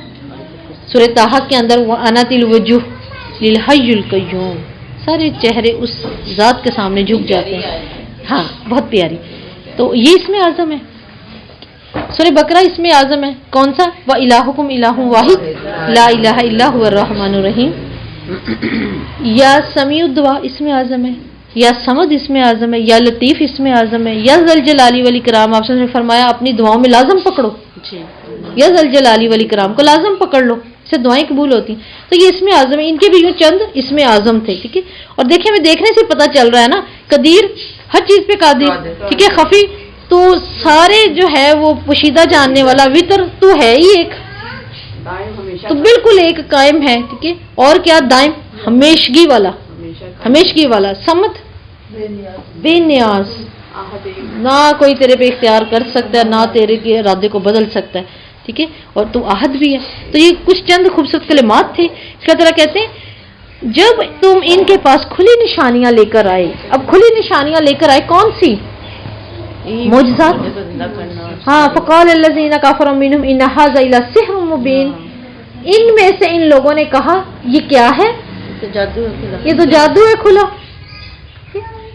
انکار کر دیا، کھلا جادو قرار دے دیا. دیکھیں آپ صلی اللہ علیہ وسلم کون سی تعلیم دیتے تھے؟ قرآن کی، شریعت کی. آپ کو کیا کہا جاتا ہے؟ جادوگر. تو باپ کو الگ کر دیتے ہیں بیٹے سے، بیوی شوہر سے الگ ہو جاتی ہے، خاندان الگ ہو جاتے ہیں. بھی ایک توحید پرست اب کیسے مشرک کے ساتھ رہ لے گا؟ الگ ہی ہونا ہے نا. وہ طاقت اس کو لے کے الگ ہوتی تھی، سوچیں الگ ہو جاتی. ہاں تو ان کے بجائے اس چیز کو سمجھتے، حق کو پرکھتے، انہوں نے ایک نام دے دیا جادو، ہے نا، وہ نام دے دیا حق سے دور. اور ہم پیچھے پڑھ کے ہیں کہ بنی اسرائیل کی اخلاقی سب سے بڑی بیماری کیا تھی؟ وہ ایسی چیز کے قریب تھے جو کہ ان کو زیادہ رغبت رکھتی تھی، ان کے لیے آسان تھی جادو. اللہ کہتے ہیں ان کے اندر ان کی حرکتوں اور ان کی ذہنیت کے مطابق آزمائش بھیجی، ہاروت ماروت بھیج دیے. جس کی جو رغبت ہوتی ہے نا اس کے پاس وہی آیا. اتنی ان کی رغبت تھی، اصل کو چھوڑ کے نا اس چیز کے پیچھے بھاگ پڑے تھے. اور شروع سے ان کا یہ چینج تھا، ان کے اندر یہ اخلاقی بہت بڑی بیماری تھی. ان کو یہی اچھا اور آسان لگتا تھا. یہ بھی کیوں اچھا اور آسان لگتا تھا؟ کیونکہ ان کے اندر ایک چیز تھی شروع سے جو چلتی آ رہی تھی کہ یہ دوسرے کی بیوی کو بڑا پسند کرتے تھے. ان میں یہ چیز عام ہو گئی تھی کہ کسی طریقے سے اس کی بیوی کو اس سے نفرت دلوا کے اس کو اپنے پاس لانا ہے. کسی کی کوئی عورت اچھی لگ گئی ہے کسی ادا میں، وہاں رہنے نہیں دینی. اب آپ دیکھیں وہی چیز آج، تبھی تو وہاں پہ کس کا ذکر ہے؟ کس میں جدائی ڈالتے تھے؟ میاں بیوی میں جدائی ڈالتے تھے. آج بھی حدیث میں آپ نے فرمایا اللہ کے سامنے بدترین ہے وہ شخص، اللہ کو بہت ناپسند ہے جو کسی بیوی کو اس کے شوہر کے خلاف کرے، ٹھیک ہے، اور کسی شوہر کو اس کی بیوی کے خلاف کرے. آج یہ کام کوئی گناہ نہیں لگتا، کوئی گناہ نہیں لگتا. لیکن اگر تو صحیح ہے، اگر تو بات صحیح ہے تو پھر ایک طریقہ حکمت ہے بات کرنے کا. اور اگر نہیں تو دیکھیں یہ کام عام ہو گیا ہے، تو عام ہو گیا. جن کو برائی نہیں لگ رہی، اگر حکمت کے تحت منع کرنا ہے پھر تو منع کیا جاتا ہے نا کہ یہ معاملہ ہے. غیبت بھی اسلام نے کون سی پسند کی ہے؟ جو کسی کی اصلاح کر رہی ہے، ٹھیک ہے، وہ ہے. تو ان کی یہ سب سے بڑی بیماری تھی. ہر حق کو بجائے کہ حق کی طرف پہچان کر لیتے، یہ کیا کرتے ہوتے تھے؟ سحر کا نام دے دیا، کیونکہ ان کو خود پتا تھا یہی آسان ہے. وَإِذَا أَوْحَيْتُ إِلَى الْحَوَارِينَ، اور جب تم نے حواریوں کے دل میں ڈال دیا، اور جب میں نے حواریوں کے دل میں ڈال دیا، 111 آئے کہ مجھ پر اور میرے رسول پر ایمان لاؤ. انہوں نے کہا ہم ایمان لائے. اب اللہ تعالیٰ دیکھیں جب کسی ایک طرف سے کوئی آپ کی نہیں مان رہا، آپ کہیں ایک طرف سے دکھی ہیں لیکن آپ ایمان پر ہیں، آپ اللہ کے دین پر ہیں، کہ آپ خالصاً نیت اپنے رب کے بندے ہیں، تو اللہ تعالیٰ آپ کو دوسری طرف سے سکون پہنچا دیتے. اللہ تعالیٰ کسی اور جگہ سے وہ کمی پوری کر دیتے ہیں. اللہ تعالیٰ ضائع نہیں نہ کرتا ایمان کو، کیونکہ اللہ قدردان ہے. یہاں پہ اللہ تعالیٰ نے کیا کیا؟ اللہ تعالیٰ کہہ رہے ہیں، پوری قوم کھڑی ہو کے کہہ رہی ہے ھذا الا سحر مبین، کھلا جادو ہے. یہ کیا ہے؟ بہت بڑے معجزات. یہ کیا ہے؟ اللہ تعالیٰ کہتے ہیں میں نے حواریوں کے دل میں ڈال دیا. مخلص پیروکار ہو کے آپ کے ارد گرد کھڑے ہو گئے، مخلص لوگ ہو کے. آج بھی اگر کوئی قدر نہیں نہ کر رہا کسی کی، اگر وہ صحیح ہے تو، اگر وہ صحیح ہے اور نہیں قدر ہوئی تو پھر اس سے پریشان نہ ہو. اللہ تعالیٰ نے اصل میں آپ کو قدر والوں کے ہاتھ میں بھیجنا ہے. تو نہ قدرے کو بھی تو جانچ کے سامنے لانا تھا، چاہے دکھ ہوگا کچھ تو جانچ کے سامنے آئے گا. یہ اللہ نے دکھانا ہوتا ہے. ہمیں کچھ چیزیں ناگوار گزرتی ہیں، ہمارے دل کو گزرتی ہیں، لیکن دیکھیں اس کے آگے پھر بہت بڑی آسانی ہوتی ہے. اللہ تعالیٰ بار بار نہیں کہتے میں کیوں آزمائشیں ڈالتا ہوں، میں کچھ خرابی تو دیکھوں نا. میں نے کیوں اتنی بڑی بدر کروائی اسلام کی، مجھے دیکھنا تھا کون میرا ہے. آج بھی جب ہم نے ساری محبتیں کسی اور کو دے دی، ہم دنیا میں کھپ گئے، پھر اللہ تعالیٰ ہمیں دنیا کے ہاتھوں توڑتے ہیں. اللہ ہمیں اس محبت کے ہاتھوں توڑتے ہیں. ہمیشہ یاد رکھے گا جس کے لیے ہم پاگل ہو چکے ہوتے ہیں، اسی کے ہاتھوں توڑنے کا مقصد کیا ہوتا ہے؟ اللہ تعالیٰ اب جانچ لے، اب سدھر گیا تو یہ میرا ہے، نہیں سدھر تو اس کو پتہ چل جائے گا ہوں تو میں ہی. وہی آیت ہے نا، سبحان ربک رب العزت عما یصفون. اللہ تو پاک ہی ہے، کر لو جو کرنا ہے. لیکن اللہ تعالیٰ اپنی طرف لاتا ہے بندے کو، ایک دفعہ لاتا ہے. تو اللہ تعالیٰ یہاں بتا رہے ہیں کہ میں نے مخلص لوگ دے دیے اس کو، اس کے ساتھ کھڑے ہو گئے، اس کے مخلص پیروکار بن گئے. اور انہوں نے کیا کہا؟ ہاں ہم تو لے کر آ گئے کیا؟ وَشَهَدْنَا بِأَنَّنَا مُسْلِمِينَ، ہم آپ کی دعوت پر لبیک کہتے ہیں. ہمیں اللہ نے توفیق دی. اس سچی دعوت کو پہچان لینے کے بعد رکاوٹیں باقی نہیں رہتی اور وہ آگے بڑھ گئے. اب دیکھیں اس آیت میں ہمیں ایک اور چیز بھی پتہ چل رہی ہے اس آیت کے اندر، کہ دعوت دینے والے کا عام انسان کی صورت میں نظر آنا یہ بھی بہت ضرورت ہے، یہ بھی ضروری ہے. ٹھیک ہے، اب سچی دعوت کو پہچان لینے کے بعد بہت سی رکاوٹیں رہ جاتی ہیں. سچی دعوت کو پہچان لینے کے بعد بھی بہت سی رکاوٹیں رہ جاتی ہیں جو انسان کو آگے نہیں بڑھنے دیتی. ابھی جو رکاوٹیں ہیں یہ کیا ہیں؟ ایک عام انسان بن کے نظر آنا. دیکھیں آپ کچھ تو معلوم ہو کہ آپ دین والے ہیں، آپ تو الگ نظر آئیں، رکاوٹیں دور ہوں، آپ الگ نظر آئیں گے تو پھر نہیں، تو پھر آپ کی تو ایک بات ان سب کے لیے فتویٰ ہے. چاہے ہم ان کی نظر میں مفتی نہیں ہیں، ہم ان کی نظر میں مفتی نہیں ہیں، لیکن اس وقت ہم ان کے پیر بن جائیں گے اور مفتی بن جائیں گے. وہ بھی تو وہاں تھا، اس نے بھی تو کیا، اس نے منہ سے کہا کر لو جائز، نہیں پکڑنا ہے، بات کو پکڑنا ہے. پھر خود ہی بعد میں کہنا ہے ہم میں اور آپ میں اور ہم میں یہ کچھ تو فرق ہونا چاہیے تھا نا، ہم تو عام لوگ ہیں. پھر اپنے فتوے خود پر بھی لگانے اپلائی کرنے آتے ہیں. تو اس لیے دیکھنا کیا ہے کہ یہ خوف کہ اسلام کی دعوت قبول کرنے کے بعد زندگی بدل نہ جائے، یہ رکاوٹیں ہیں. تو بدلے گی تو معلوم ہوگا نا اللہ کا رنگ چڑھا. مطلب جو دعوت دے رہا ہے اس کی زندگی بدلنی چاہیے یا جس کو جو دے رہا ہے جو دے رہا ہے اس کی تو بدلنی چاہیے، اس کی تو بدلنی چاہیے نا. نہیں ہوگی تو پہلے تو پھر وہ آئے نا تنقید تو پھر وہی ہے. رکاوٹیں تو آئیں گی، لیکن ان رکاوٹوں کے لیے اسے کیا کرنا پڑے گا؟ اس کو بالکل عام ہی تو نظر نہیں نہ آنا. اسے بھی تو بتانا ہے کہ یہ دین میں علم اور لا علمی میں یہ فرق ہے. قالوا آمنا، اور پھر انہوں نے کہا ہم ایمان لے آئے اور ہم گواہ ہیں. ایک دعا ہم پیچھے پڑھ کر آئے ہیں، اس کو یاد کیا آپ نے؟ ربنا آمنا ما شاہدین، یہ آپ اپنی نماز میں کیا کریں. ہم اس سے پیچھے بھی ایک اور دعا پڑھ کر آئے ہیں، اس میں اور ہے خوبصورت الفاظ، ربنا آمنا بما انزلت فاکتبنا مع الشاہدین. اللہ تعالیٰ ہم اس پر ایمان لے آئے جو تنے رسول پر نازل کی ہے. کیونکہ بعد میں تو یہاں بار بار قرآن کی ہو رہی ہے نا، اللہ نے یہی تو سوال کرنے. تو اللہ تعالیٰ ہم اس کتاب پر ایمان لے آئے اور تیرے رسول پر جو تنے نازل کی. تو اللہ تعالیٰ یہاں بتا رہے ہیں ہمیں کہ ہوا کیا. جب حواریوں نے کہا اے عیسیٰ 112، جب حواریوں نے کہا اے عیسیٰ ابن مریم کیا آپ کا رب استطاعت رکھتا ہے کہ آسمان سے ہمارے لیے ایک دسترخوان اتار دے؟ عیسیٰ نے کہا اگر تم مومن ہو تو اللہ سے ڈر جاؤ. اب یہاں پر آپ دیکھیں کہ عیسیٰ علیہ السلام سے ان کے حواریوں یعنی ان کے مددگار، ٹھیک ہے، انہوں نے مطالبہ کیا. اچھا ان کے بارے میں آتا ہے حواری اس وقت کے کچھ دھوبی لوگ تھے، ان کو بھی کہا جاتا ہے، حواری مددگار کو بھی کہا جاتا ہے. جیسے آپ نے کہا تھا نا زبیر رضی اللہ کے لیے کہا تھا، کن کے لیے کہا تھا کہ ہر امت میں ہر نبی کا ایک حواری ہوتا ہے. پتہ نہیں میرے زبیر تھے یا طلحہ تھے، احد کے موقع پر یہ بتا دیا تھا. تو حواری مددگار، ٹھیک ہے، آپ کا قریب بیسیکلی اس کا ہاں اس طرح سے ٹھیک ہے نا ہونا چاہیے. تو اللہ تعالیٰ ہمیں اچھے اچھے حواری دے اللہ تعالیٰ آپ میں سے میرا کوئی بہترین ہواری اٹھائے جو دین کو کمال پہنچائے میرے ساتھ، ٹھیک ہے؟ تو اس طرح بن کے رہا کریں، ایک دوسرے کا ہواری بنے. میں اللہ سے دعا کرتی ہوں اللہ میرے کو بہترین دوست اور دین کا مددگار کھڑا کرتے، ہر وقت کرتے رہا کریں اپنے لیے بھی. ٹھیک ہے؟ تو حواریوں کا مطالبہ اس بنیاد پر نہیں تھا کہ انہیں اللہ تعالیٰ کی قدرت پر شک تھا، یہ درخواست تھی جو ایک انتہائی بس انہوں نے احترام میں پیش کر دی کہ ہائے وہ نیچے آئے ایک بن کے مائدہ سا دسترخوان، کھانے ہوں گے، یادگار دن بن جائے گا ہمارے لیے، ہے نا، کہ ہم یادگار کر رہے ہیں اس دن کو.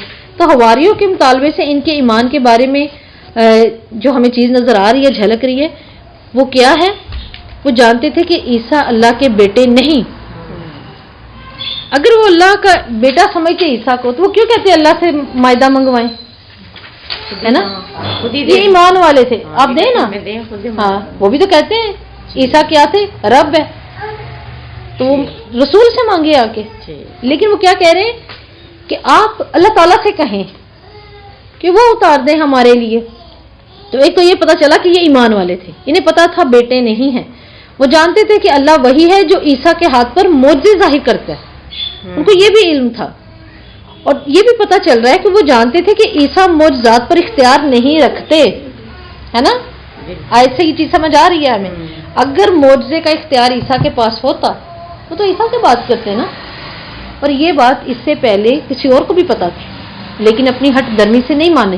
بنی اسرائیل کو پتا تھی. قالوا ادع لنا ربک، ادھر اپنے رب سے کہیں نا موسیٰ یہ بھی دے دیں وہ بھی دے دیں، ہے نا؟ منوسل بھائی اترے، اب کہیں کہ نیچے کا کر دیں، اپنے رب سے کہیں. مجھے تو یہ جو بات ہے نا یہ ہمیشہ ہر دفعہ تازہ ہو جاتی ہے نا. تمہارا رب نہیں تھا، وہ حال ہو گیا نا. ہم جا رہے ہیں چاہے وہ زندہ ہے چاہے وہ جیسے بھی ہیں. اب کیا ہے، جا کے آپ دعا کریں، بزرگوں آپ دعا کریں. بس پیر نے کر دی، ہم نے ان کو کہہ دیا، ہم ان پر چھوڑ آئے. ہمارے دن بتا دیں بچے کا کب رکھیں، کیا کریں، نام کیا رکھیں. ہم ان کو سارے لفظ دے آئے ہیں کہ یہ لے جی یہ لفظ ہیں، تو اب نام نکالتے. رب سے ڈائریکٹ ہو جاؤ. کیوں بنی اسرائیل کی حرکتیں ہمارے اندر آئی؟ وہ بتائیں گے کون سا جانور دینا ہے، وہ بتائیں گے کیا پہننا ہے، وہ بتائیں گے کون سا رنگ آپ کے بچے کے لیے اچھا ہے. نہیں، اللہ تعالیٰ کہہ رہے ہیں یہاں پر کہ ان کا ایمان اتنا پیارا تھا، انہیں پتا تھا معجزے کا اختیار بھی عیسیٰ کے پاس نہیں ہے. ٹھیک ہے، اسی وجہ سے انہوں نے مطالبہ کیا نا آپ اللہ تعالیٰ سے کہیں وہ اتار دیں ہمارے پاس. قال اتقوا اللہ ان کنتم مؤمنین. عیسیٰ کیا کہہ رہے ہیں اس کے بدلے میں؟ اللہ تعالیٰ سے ڈر جاؤ. ٹھیک ہے، مومن کا سرمایہ ایمان اور تقوی ہی ہوتا ہے، جس وجہ سے وہ کہہ رہے ہیں. یہ تقوی ہی ہے جو اللہ کی اطاعت پر کیا کرتا ہے، ہمیں قائم کر دیتا ہے، آمادہ کر دیتا ہے.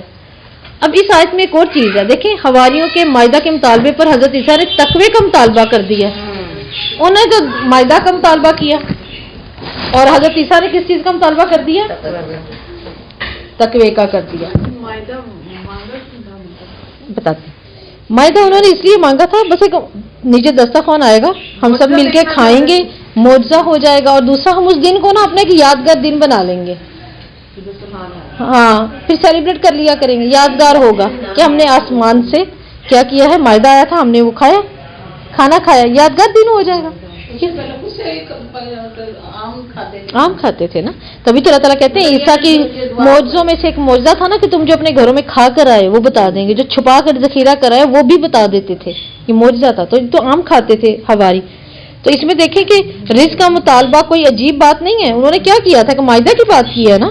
ہم بھی اللہ سے بہت کچھ مانگ رہے ہوتے ہیں، ہے نا، بلکہ ہم تو اس طرح مانگ رہے ہوتے ہیں کہ ہمارا بس نہیں چلا تھا ہم کہیں اللہ تعالیٰ ابھی کے ابھی گرے، ہے نا، ابھی کی ابھی ہو.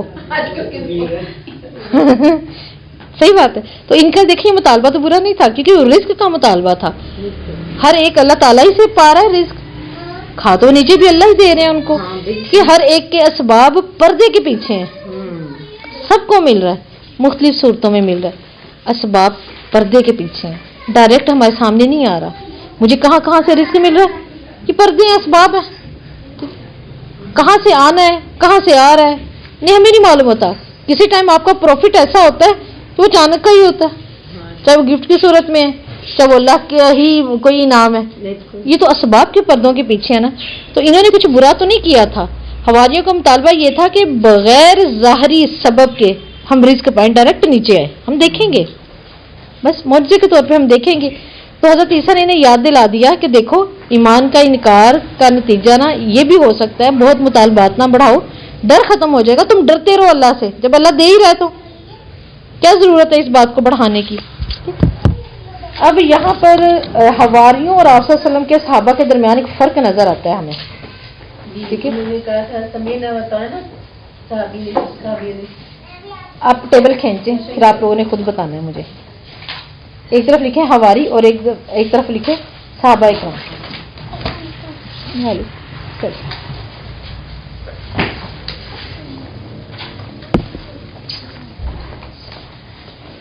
دیکھیں حواری والے میں دیکھیں اس میں کیا آئے گا، حواریوں کے دل میں اللہ تعالیٰ نے بطور الہام ایمان کا القاء کر دیا۔ اللہ کہہ رہے ہیں نا میں نے کر دی، وہی ان کے دلوں میں ڈال دی۔ حواریوں کے اوپر کیا ہوا ہے؟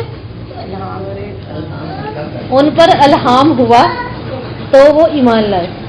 آیت بتا رہی ہے صحابہ کرام پورے شعور سے ایمان لائے ہیں، انہوں نے صرف یہ نہیں دیکھا کہ ہاں اللہ کے رسول کے دل پہ آ گئی بات، وہ پورے شعور کے ساتھ ایمان لے کر آئے ہیں۔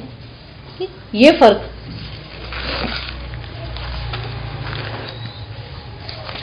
اس فرق کی سمجھ آئیے؟ کیا سمجھ آئیے شن سے؟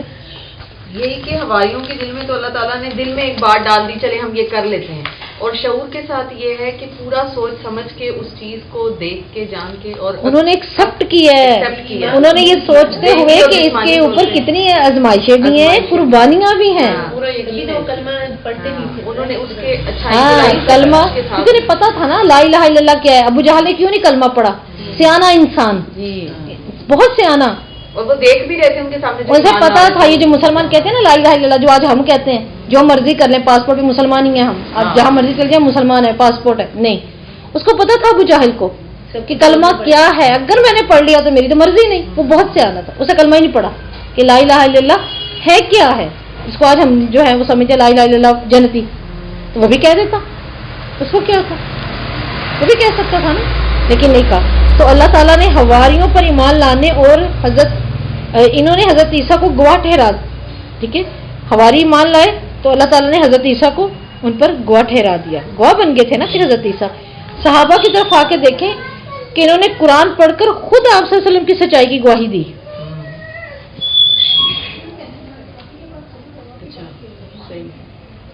بہت کلیئر، ٹھیک ہو گیا۔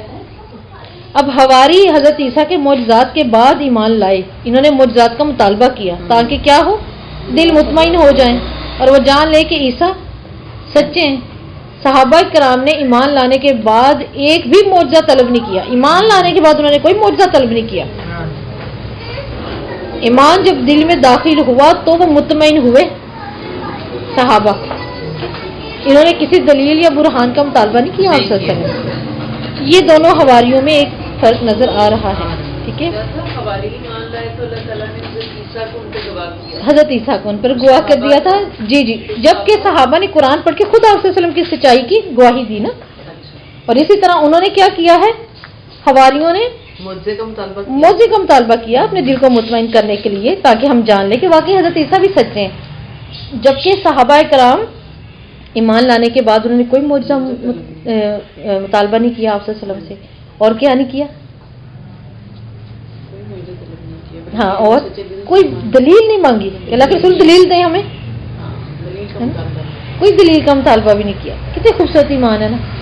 اور ان کے ایمان کی ہم پیچھے پڑھ کے ہیں نا سورہ بقرہ کے لاسٹ میں اللہ تعالیٰ نے کیا کہا تھا، ایمان ایسے لے کر آؤ جیسے یہ لائے ہے نا صحابہ، ایسا لاؤ پیارا سا ایمان، صاف ستھرا، ٹھیک ہے۔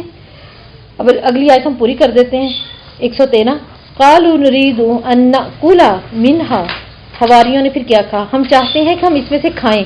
یہ جو ابھی آپ پوچھ رہی ہیں نا آپ نے، انہوں نے کیوں کہا، اللہ تعالیٰ کہہ رہے ہیں انہوں نے کیوں کہا، انہوں نے کہا کہ ہمارا دل چاہتا ہے ہم مطمئن ہو جائیں، ہم جان لیں کہ آپ نے ہم پر واقعی سچ کہا ہے، کیا کہ آپ رسول ہیں، ہاں آپ رسول ہیں۔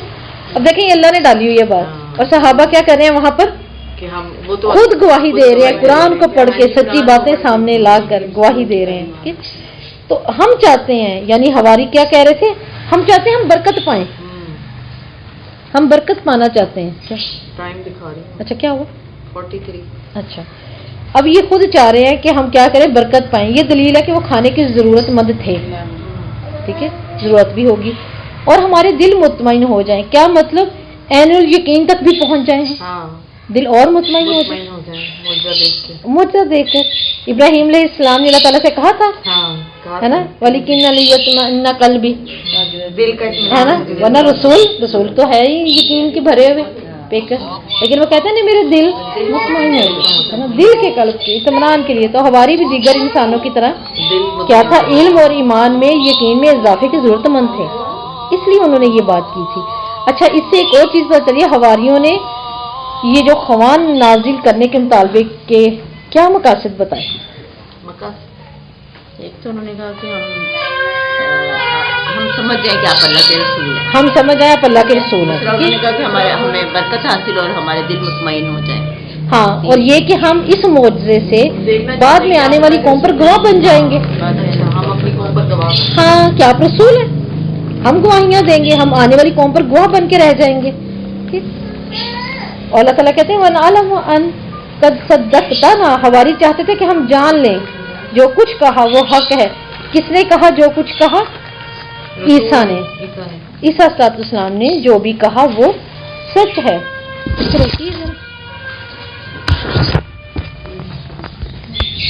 مجھے بتائیے. اعوذ باللہ من الشیطان الرجیم. آیت نمبر 114. عیسیٰ ابن مریم نے دعا کی، اے اللہ کیا کر آسمان سے ہم پر ایک خوان اتار جو ہمارے پہلوں اور پچھلوں کے لیے عید ہو اور تیری طرف سے ایک نشانی ہو، اور ہمیں رزق عطا فرما، تو رزق دینے والوں میں بہترین ہے. اب عیسیٰ علیہ السلام نے ان کی بات سنی اور اللہ سے دعا کی. جب حواریوں نے مطالبہ کیا پھر انہوں نے دعا کر لی. اچھا، اسی سے ملتا جلتا پھر آپ صلی اللہ علیہ وسلم سے تو مطالبہ ہوا تھا. آپ کیا کریں، ہم آپ پہ ایمان لے آتے ہیں، ہم مان لیتے ہیں آپ رسول ہیں، ہم گواہی بھی دیں گے. آپ کیا کریں، آپ عہد کے پہاڑ کو کیا کروا دیں، سونے کا بنوا دیں. ہم کیا کریں گے، جتنی ضرورت ہوگی لیتے رہے، کاروبار چلتا رہا، زندگی معاش چلتا رہا، ہم آپ کے پاس سے نہیں اٹھیں گے، اتنا دین سیکھیں گے. اور آپ صلی اللہ علیہ وسلم نے پھر کی، لیکن پھر اس کے بدلے میں روک دیا گیا. ان کا عذاب بھی بہت برا ہوگا. بہرحال انہوں نے بھی کہا اپنے رسول سے معجزے کے لیے، اور حضرت عیسیٰ نے دعا کی، لیکن اس سے پہلے انہوں نے کہا میں چاہتا ہوں اللہ سے ڈرو، یعنی تقویٰ زیادہ بڑھا لو، یہ ایمان اور تقویٰ یہ کافی ہے. تو جب انہوں نے دعا کی اللہم ربنا انزل علینا مائدۃ من السماء، آج اگر آپ کہیں نا کہ میں نے رزق بڑھانا ہے تو میں اس دعا کو اتنی دفعہ پڑھوں، تو یہ غلطیاں نہ کیا کریں. یہ اسلام میں نئی سے نئی بدعات یہ کیا ہیں، وظیفے. اللہ نے اس لیے نہیں یہ چیز اتاری. آپ اس طرح فرما رہے ہیں کہ رزق بڑھتا کیسے ہے، صلہ رحمی سے، کثرت سے، استغفار سے، صدقہ کرنے سے. ٹھیک ہے، اب ان آیتوں کو پڑھیں تو پیچھے اس کا پس منظر بھی تو پڑھ لے نا، ہے نا، پڑھنا شروع کر دیتے. مسلمان پہ پڑھ جاتا ہے سمن بکمن عمیون لو، وہ بیچارے. تو یہ چیزیں ہونی چاہیے نا، ہاں خود ہو جاتے ہیں پھر. ہاں، تو حضرت عیسیٰ کی دعا سے کیا کچھ ظاہر ہو رہا ہے یہاں پر دیکھیں، حضرت عیسیٰ کی دعا سے بھی ہمیں کچھ ظاہر ہو رہا ہے، انتہائی ادب کا اظہار بھی ہو رہا ہے. ٹھیک ہے، پھر آج بھی جھلک رہی ہے حضرت عیسیٰ کی بھی، کہ انہوں نے کہا کہ رب العالمین ہم تیرے بندے ہیں تو ہم پر نازل فرما دے. تو عیسیٰ نے خوان کے ذریعے اللہ تعالیٰ کی نشانی طلب کی، اللہ تعالیٰ کا خصوصی رزق مانگا کہ جو کیسا ہو ہمارے اگلے پچھلوں کے لیے نشانی بن جائے. پھر ہم اس کے بعد میں یاد بھی کریں تو کیسے، عید کے طور ہم پر یہ ہاں ہم اس کو سیلیبریٹ کرتے ہیں. اللہ تعالیٰ نے نشانی اتاری، کتنی بڑی نشانی اتاری ابراہیم پر. انہیں کیا پتا تھا کہ یہاں مینڈا آ جانا ہے. کتنا بڑا دل ہے، کتنا بڑا ایمان ہے ابراہیم کا کہ آپ بیٹے کو ہی ذبح کرنے لگے. لیکن ابراہیم کو جو اللہ تعالیٰ نے اتنی پیاری وہ نشانی دی، وہ دیکھیں آج ہم سیلیبریٹ کرتے ہیں تو ہمیں یاد آتا ہے وہ دن، ہے نا، ابراہیم کی سنت. اور کیسی اس سنت سے محبت ہے، اس جانور کو ذبح کرنے کو. ہم باہر ہم حصے ڈالا ہے وہ ہماری سردرد نہیں ہے، لیکن جو گھروں پہ ہوتے ہیں نا ان بیچاروں کو تو گوشت کھانے کو دل نہیں کرتا. ان کی محبت ہے نا، جس میں پالا ہوتا ہے وہ نہیں چاہ رہا ہوتا. اب تو ہم لے آتے ہیں نا، ڈائریکٹ ایک دن پہلے لے آتے ہیں. آپ سوچیں نا جو پہلے پالتے تھے، ہمیں یاد ہے جو گھر کا بکری بکرا وہی رکھا ہوا ہے سال تک کے لیے، اور اچھے سے اچھا کر کے تو اللہ تعالیٰ نے یہاں بتایا کہ کیا کہتے ہیں عیسیٰ، وہ اگلوں اور پچھلوں کے لیے عید کا سا ہو جائے. حضرت عیسیٰ نے ایسا قرآن نازل کرنے کی دعا کی کہ وہ وقت عید کا ہو جائے، یادگار بن جائے، تاکہ اس معجزے کو یاد رکھا جائے، پھر کبھی بھلایا ہی نہ جائے. تو اللہ تعالیٰ نے مسلمانوں کی عیدیں اور عبادت کے دن مقرر فرمائے ہیں جو اس کی آیات کی یاد دلاتے ہیں. چھوٹی عید ہمیں کس چیز کی یاد دلا دیتی ہے؟ رمضان ہے نا، ایک انعام، روزوں کے بعد کا انعام. دیکھیں مزہ، اتنا بھوکے رہے پیاسے رہے، اللہ تیرے کہنے پہ سب لوٹاتے رہے، دن رات کھڑے رہے، اور لیکن اب کیا ہے؟ اب عید آئے گی، خوب کھائیں گے، انجوائے کریں گے. آج کوئی روزہ نہیں، آج کوئی پکڑ نہیں، آج تو اعلان ہے معافی کا، ہے نا، اعلان عام ہے. اور بڑی عید آنے لگتی ہے تو کیا ہے؟ تو بھی اللہ تعالیٰ یادگار بن گیا ہے. اور یہ ایسے دن ہیں جو اللہ تعالیٰ عطا کرتے ہیں نا شریعت میں، ان میں پوری امت کا فائدہ ہوتا ہے. آپ فطرانے سے پوری امت کا فائدہ کرتے ہیں، اب اپنا فائدہ نہیں کرتے. اب عید نہیں پڑھ سکتے، جا کے آپ کو فطرانہ دینا پڑے گا تاکہ غریب کا بچہ کپڑا پہنے اور کھائے، آپ نہ رہ جائیں، وہ نہ پیچھے رہ جائیں. بڑی عید آتی ہے، آپ اپنا گوشت نہیں جمع کر سکتے، آپ کو دینا ہی دینا ہے. غریب زیادہ کھاتے ہیں، پھر اللہ تعالیٰ ان کو بھی بھر دیتے ہیں، ہے نا. یہ ایسے سیلیبریٹ دن ہے کہ ہم اپنا نہیں کرتے، دوسری قوموں کی طرح اپنا فائدہ نہیں ہے اس میں امت کا فائدہ ہے. ہاں یاد رہتا ہے. دیکھیں ہمیں یاد نہیں رہتا، انہوں نے پیچھے سے مجھے گوشت دیا، انہوں نے بھیجا، انہوں نے مجھے یہ بڑا اچھا بنا کے بھیجا، وہ چیزیں ہمیں یاد رہ جاتی ہیں، سیلیبریٹ ہوتی ہیں، آنے والا وقت یاد رہتا ہے. ورزقنا، اللہ تعالیٰ ہمیں رزق دے. کیوں رزق دے؟ کیونکہ تو بہترین رزق دینے والا ہے. اگر اس آیت کی بجائے انسان یہی 2-3 دفعہ اللہ سے بات کر لے نا، اللہ تعالیٰ انت خیر الرازقین، تیرے سے بہتر کون رزق دینے والا. لیکن دیکھیں میں دیکھتی ہوں کہ اس آیت کی اس قدر وظیفے ہوئے ہیں، بالکل حد ہو گئی. قال اللہ، اب اللہ تعالیٰ کہتے ہیں، اللہ تعالیٰ نے فرمایا میں وہ خوان تم پر نازل کرنے والا ہوں. اللہ تعالیٰ نے وعدہ فرمایا کہ دسترخوان جو اترے گا نا اس کے ساتھ ایک وعید بھی ہے، اتار تو دوں گا، لیکن وعید کیا ہے؟ جس نے نہ شکری کی تو پھر اس کے لیے کیا ہوگا؟ عذاب نازل ہوگا.